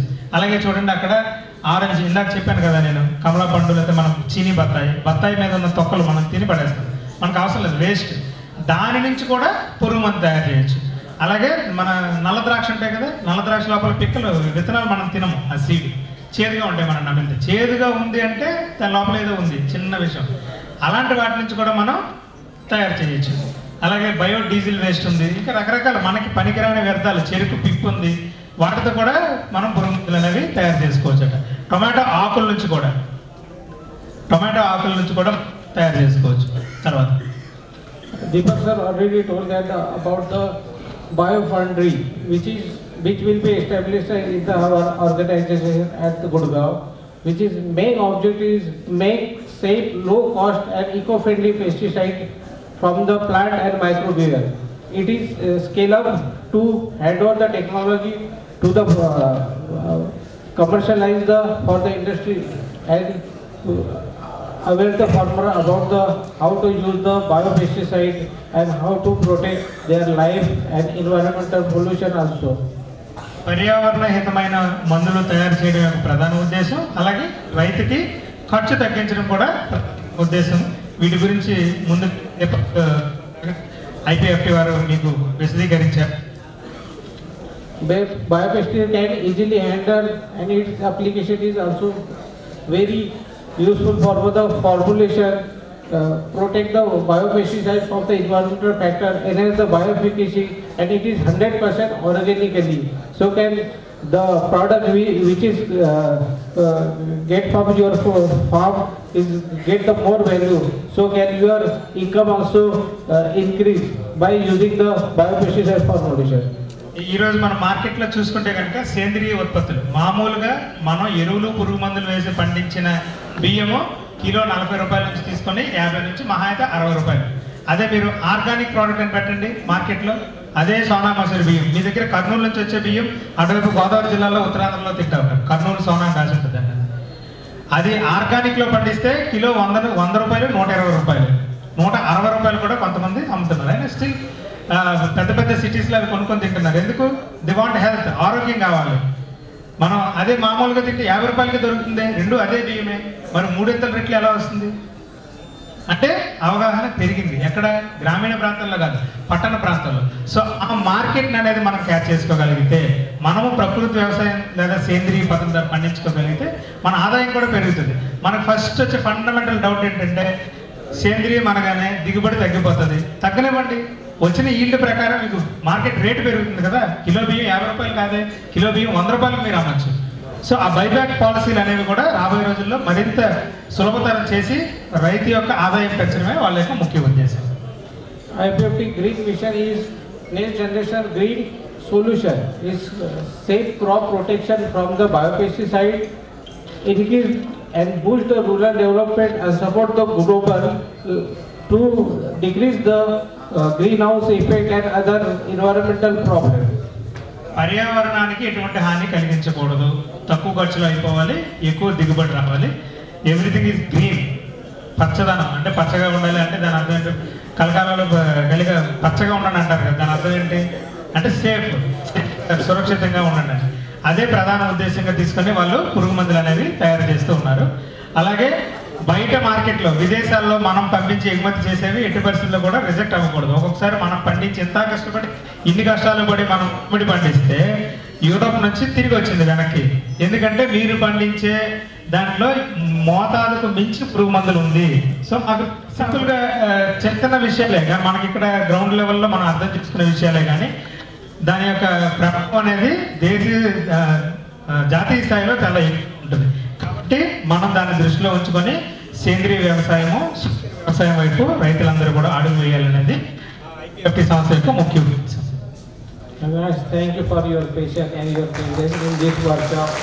Director doctor Amarendra Kumar sir కూడా ఆయన ధన్యవాదాలు తెలియజేస్తున్నారు. ఇదే కార్యక్రమం IPFT సంస్థ వాళ్ళు ఎవరైతే రిజిస్ట్రేషన్ చేస్తున్నారో ఫార్మర్స్ వాళ్ళందరికీ వాళ్ళకి కిట్లు అనేది ఇవ్వడం జరుగుతుంది. ఈ కిట్లో నేను చెప్పాను కదా టార్చ్ లైట్ నైట్ టైం వెళ్ళేదానికి, అలాగే హ్యాండ్ గ్లౌస్ ఉంటాయి. ఈ హ్యాండ్ గ్లౌస్ అనేది మోచేతుల వరకు వస్తాయి. మన సర్జరీ చేసేటప్పుడు డాక్టర్ గారు వేసుకుంటారు చూడండి, అది అరచేతి వరకే వస్తుంది. ఇది మన మోచేతి వరకు వస్తుంది. దాదాపు పురుగు మందు అనేది మన చేతుల ద్వారా లేదా మన చర్మం ద్వారా ఒంట్లోకి వెళ్తుంది కాబట్టి వెళ్లకుండా మనం రక్షించడానికి. ఇంకొకటి ఏంటంటే మనం ఈ పిచికారీ చేసేటప్పుడు రెగ్యులర్గా వేసుకునే బట్టలు కాకుండా కొంచెం మందపాటి బట్టలు, పొడిగాటి బట్టలు వేసుకుంటే కనుక వీలైనంత మనం జాగ్రత్తగా ఉండడం జరుగుతుంది. అలాగే మాస్క్, కోవిడ్ వచ్చిన తర్వాత అందరికీ మాస్క్ గురించి తెలుసు, ప్రత్యేకంగా చెప్పక్కర్లేదు. కానీ అదం కనీసం మాస్క్ అయినా పెట్టుకుంటే కన్నా మనకి మన ముక్కు నుంచి మన ఊపిరితిత్తుల్ని మన శరీరం కాపాడుకోవచ్చు. ఈ కిట్ని అందరూ దయచేసి రిజిస్ట్రేషన్ చేసుకుని ఫార్మర్స్ ఒక క్రమ పద్ధతిలో అందరూ దాన్ని అందుకుంటారని ఆశిస్తున్నాము. అలాగే ఈ కళ్ళజోడు నార్మల్గా మన రీడింగ్ గ్లాసెస్ ఉంటాయి కదా, ఆ టైప్ కాకుండా పెద్దగా కొంచెం పెద్దగా ఉంటాయి, దాదాపు ఇక్కడ వరకు కవర్ చేస్తుంది. మిగతా పని మాస్క్ చూసుకుంటాం. సో కళ్ళలోకి వెళ్ళదు, ముక్కు ద్వారా లోపలికి. ఎందుకంటే మనం పిచికారీ చేసేటప్పుడు గాలి ఎటువైపు నుంచి ఎటు వీస్తే తెలియదు. గాలికి వ్యతిరేక దిశలో మనం స్ప్రే చేసినప్పటికీ అనుకోకుండా ఎంతో కొంత తుంపర్ అనేది మన నోటి ద్వారా లేదా ముక్కు ద్వారా లోపలికి వెళ్ళే అవకాశం ఉంటుంది. ఆ అవకాశం కూడా ఇవ్వకుండా కళ్ళల్లో ముఖ్యంగా పడకూడదు. ఎందుకంటే కంటి చూపు కూడా పోయే ప్రమాదం ఉంది అత్యంత విషపూరితమైన మందులు వాడేటప్పుడు, ముఖ్యంగా కలుపు మందులు కొట్టేటప్పుడు, తెగులు మందులు కొట్టేటప్పుడు. కాబట్టి ఈ కిట్ అందరూ మీరు సద్వినియోగం చేసుకుంటారని ఆశిస్తూ మీ అందరికీ ఈ అవకాశం కల్పించినందుకు మరొకసారి పేరున ధన్యవాదాలు.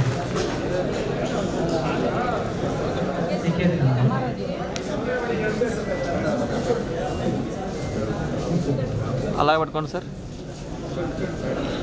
మేడం ఒకసారి చూడండి. Okay okay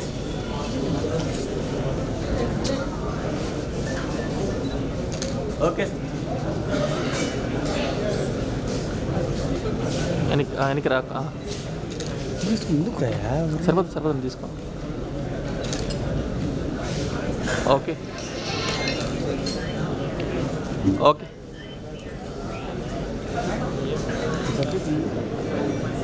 okay sir.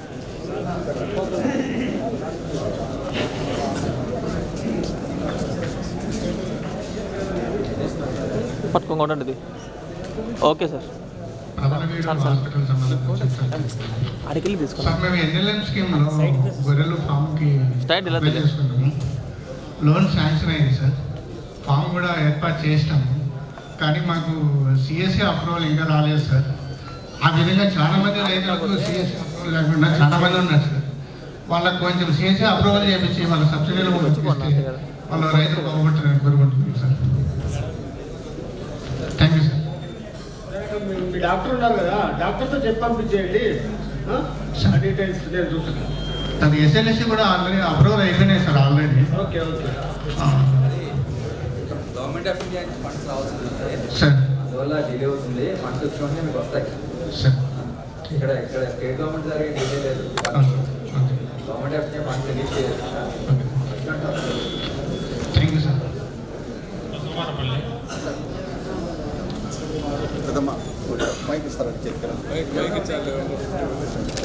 జిల్లెడాకు వేపాకు దీనివల్ల ఏ విధంగా ఎంత మోతాదులో మన రసాయనిక ఎరువులు తయారు చేసుకోవాలి దాని గురించి క్లియర్గా చెప్పాలి సార్. అంటే పాడి పశువులకు ఏ విధంగా దాన అందించితే ఏ విధంగా పాలు పెరుగుతుంది దాని గురించి కూడా క్లియర్గా చెప్పాలి సార్.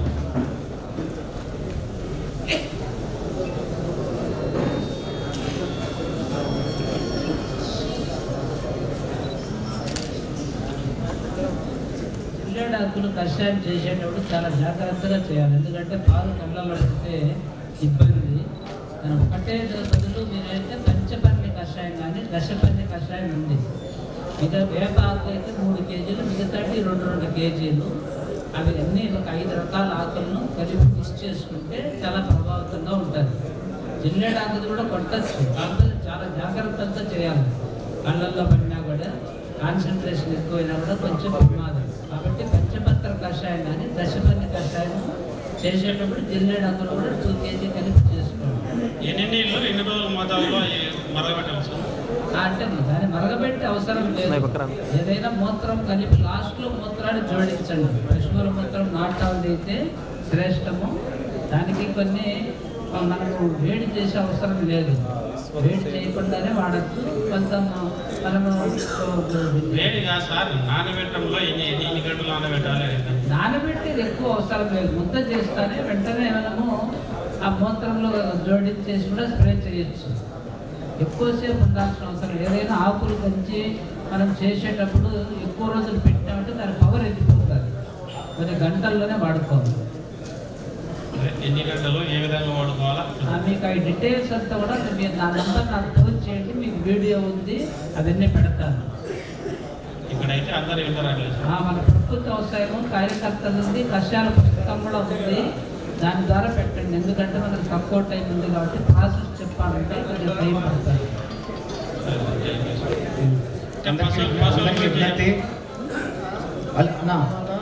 మనం చర్చా కార్యక్రమం ఉంటుంది. ఒకసారి మీ డౌట్ ఏం చెప్పండి. నేను ఒకసారి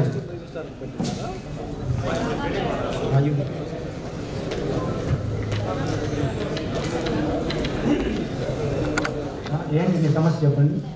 పశువులకు ఏ విధంగా ఆహారం తీసుకోవాలి, ఎంత మోతాదులో తీసుకోవాలి, వాళ్ళ ఉత్పత్తి గురించి కొంచెం చెప్పండి. రైట్. అట్లే ఇప్పుడు ఈ దానా కూడా ఏ విధంగా యూజ్ చేసుకోవాలి, మనం పండించే వేస్ట్ వాటర్ ఎలా ఉపయోగించాలో కొంచెం చెప్పండి. అది పెద్ద దాదాపు ఎంత చెప్పాలంటే ఒక అర్ధగంట పడుతుంది. టూకీకి చెప్తాడు 2 నిమిషాలు. చెప్పండి. కూర్చోండి. ఇచ్చేటువంటి దానా 2-3 రకాలుగా మనం ఇవ్వాల్సి ఉంటుంది. ఒకటి ఆ యొక్క ఉత్పాదకతను బట్టి ఒక ఆవు కానీ గేదె కానీ అది 5 లీటర్లు పాలు ఇచ్చిందంటే దానికి ఒక రకమైన దానా ఇవ్వాల్సి ఉంది, గడ్డి ఇవ్వాల్సి ఉంటుంది. అదే 10 లీటర్లు అయితే ఇంకా ఎక్కువ ఇవ్వాల్సింది. నేను మామూలుగా ఎట్లా ఇవ్వాలనేది చెప్తా. మనం ఇచ్చే మేత వచ్చేసి 30 కేజీలు రోజుకి ఇస్తామనుకోండి. ఒక సరాసరి 6 లీటర్లు ఇచ్చే గేదెకు కానీ ఆవుకు కానీ అందులో 20 కేజీలు పచ్చి మేత ఉండాలి, 10 కేజీలు ఎండు మేత ఉండాలి. అలాగే దానికి రోజుకు 3 నుంచి 4 కేజీల దానా ఇవ్వాలి. ఆ దానా ఇచ్చినట్టయితే మీకు సరిగా దాంట్లో ఫ్యాట్ కానీ తర్వాత పాల ఉత్పత్తి కానీ కరెక్ట్గా ఉంటుంది. చాలా ఇంకేమైనా కావాలి దీని గురించి చెప్పాలంటే ఒక అర్ధగంట చెప్తాం. మనకంత టైం లేదు కాబట్టి 2 2 పాలు పచ్చి మేత, 1 పాలు ఎండు మేత, తర్వాత సరాసరి రోజుకు 5 లీటర్లు పాలు ఇచ్చేదానికైతే ఒక 3 నుంచి 4 కేజీలు దానా పెట్టుకుంటే మనకు పాల దిగుబడి తగ్గకుండా ఫ్యాట్ శాతం తగ్గకుండా వస్తుంది. అలాగే పప్పు ధాన్యాలు, తర్వాత ఈ సీరియల్స్ అంటారు గింజ జాతి, అది కూడా మనం మెయింటైన్ చేసుకోవాలా. ప్రోటీన్లు, కార్బోహైడ్రేట్స్ అంటారు, అవి కూడా కరెక్ట్గా నిష్పత్తిలో ఉండాలి. కనీసం ఒక 18% అట్లా ఉండాలి. మిగతా 80% కార్బోహైడ్రేట్స్ ఉండాలి. ఇంకా ఫలాలంటే చెప్పండి సార్. మందు కొట్టకుండా పండ్లు పండించే పంటల గురించి, చెట్లు మామిడి చెట్ట, సపోటానా, అట్లా వాటి గురించి చెప్పండి.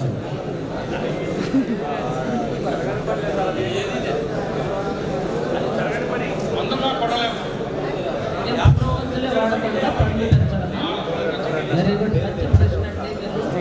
ఏ పంటకైనా మందులు అవసరం ఉండదు. ఓపిక లేదు, తయారు చేసుకోవాలంటే పండించేటట్టుంటే మేమే 2 ఎకరాలు ఇస్తాం. మనము మీరుండి మీరు చెప్పినట్టు చేస్తాం. పండిండి సార్, ఎవరైనా సరే ఎప్పుడైనా సరే 2 ఎకరాలు పట్టకుండా మీరే పండిండి చూస్తాం. ఒక ఎకరాకు 20 వేలు ఖర్చు అవుతుంది. కాబట్టి కషాయాలు, ద్రావణాలు, ఘన ద్రవజీవాతవి కొంచెం ఓపికతో చేసుకుంటే అవసరం లేదు. అవుతుంది.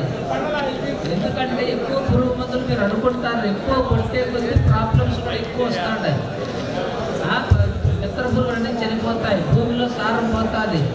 మన ఖర్చు పెరిగి మనకు ఆదాయం లేకుండా పోతున్నాయి. కాబట్టి వేరే మార్గాలు ప్రత్యామ్నాయాలు ఉన్నాయి మన దగ్గర, కాకపోతే ఓపికతో చేయాలంతే. మన ప్రతి గ్రామానికి ఇప్పుడు ప్రకృతి వ్యవసాయ కార్యకర్తలు ఉన్నారు, వాళ్ళందరూ రైతులే. కాబట్టి మీకు దగ్గరుంటే చేయిస్తారు కూడా. తదుపరి కార్యక్రమం అతిథులకు ఏం కావాలి కొట్టేసే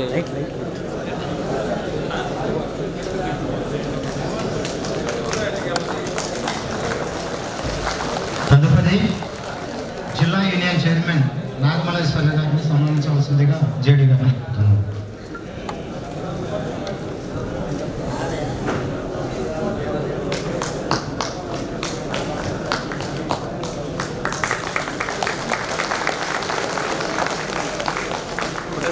తదుపరి దీపక్ కుమార్ జైస్వాల్ గారిని సన్మానించవలసిందిగా జీడీ కడప వారిని కోరుతున్నాం.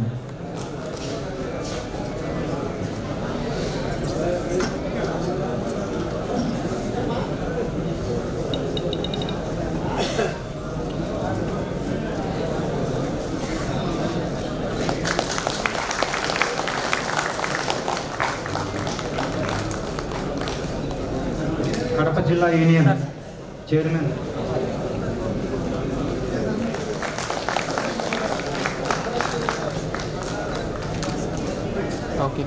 డిప్యూటీ డైరెక్టర్ శ్రీ నాగరాజ్ గారిని ఆహ్వానిస్తున్నాను.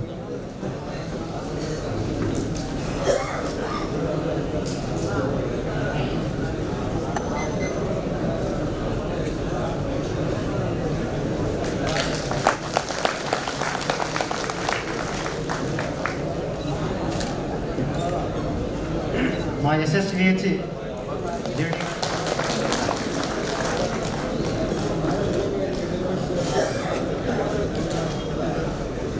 ఐపీఎఫ్సి డాక్టర్ కళ్యాణి గారిని సన్మానించవలసిందిగా జేడీ గారిని కోరుతున్నాను.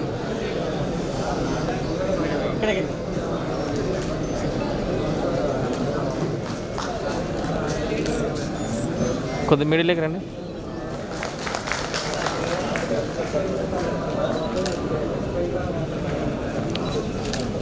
ఓకే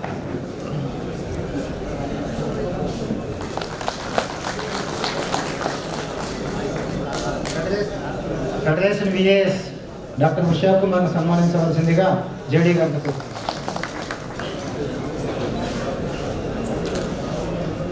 బాగా పట్టుకున్నాం సార్. సార్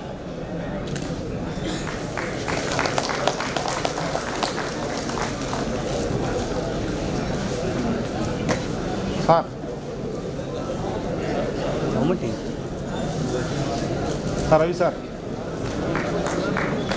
ఎదురు సార్ సార్ అందరికీ చూడండి.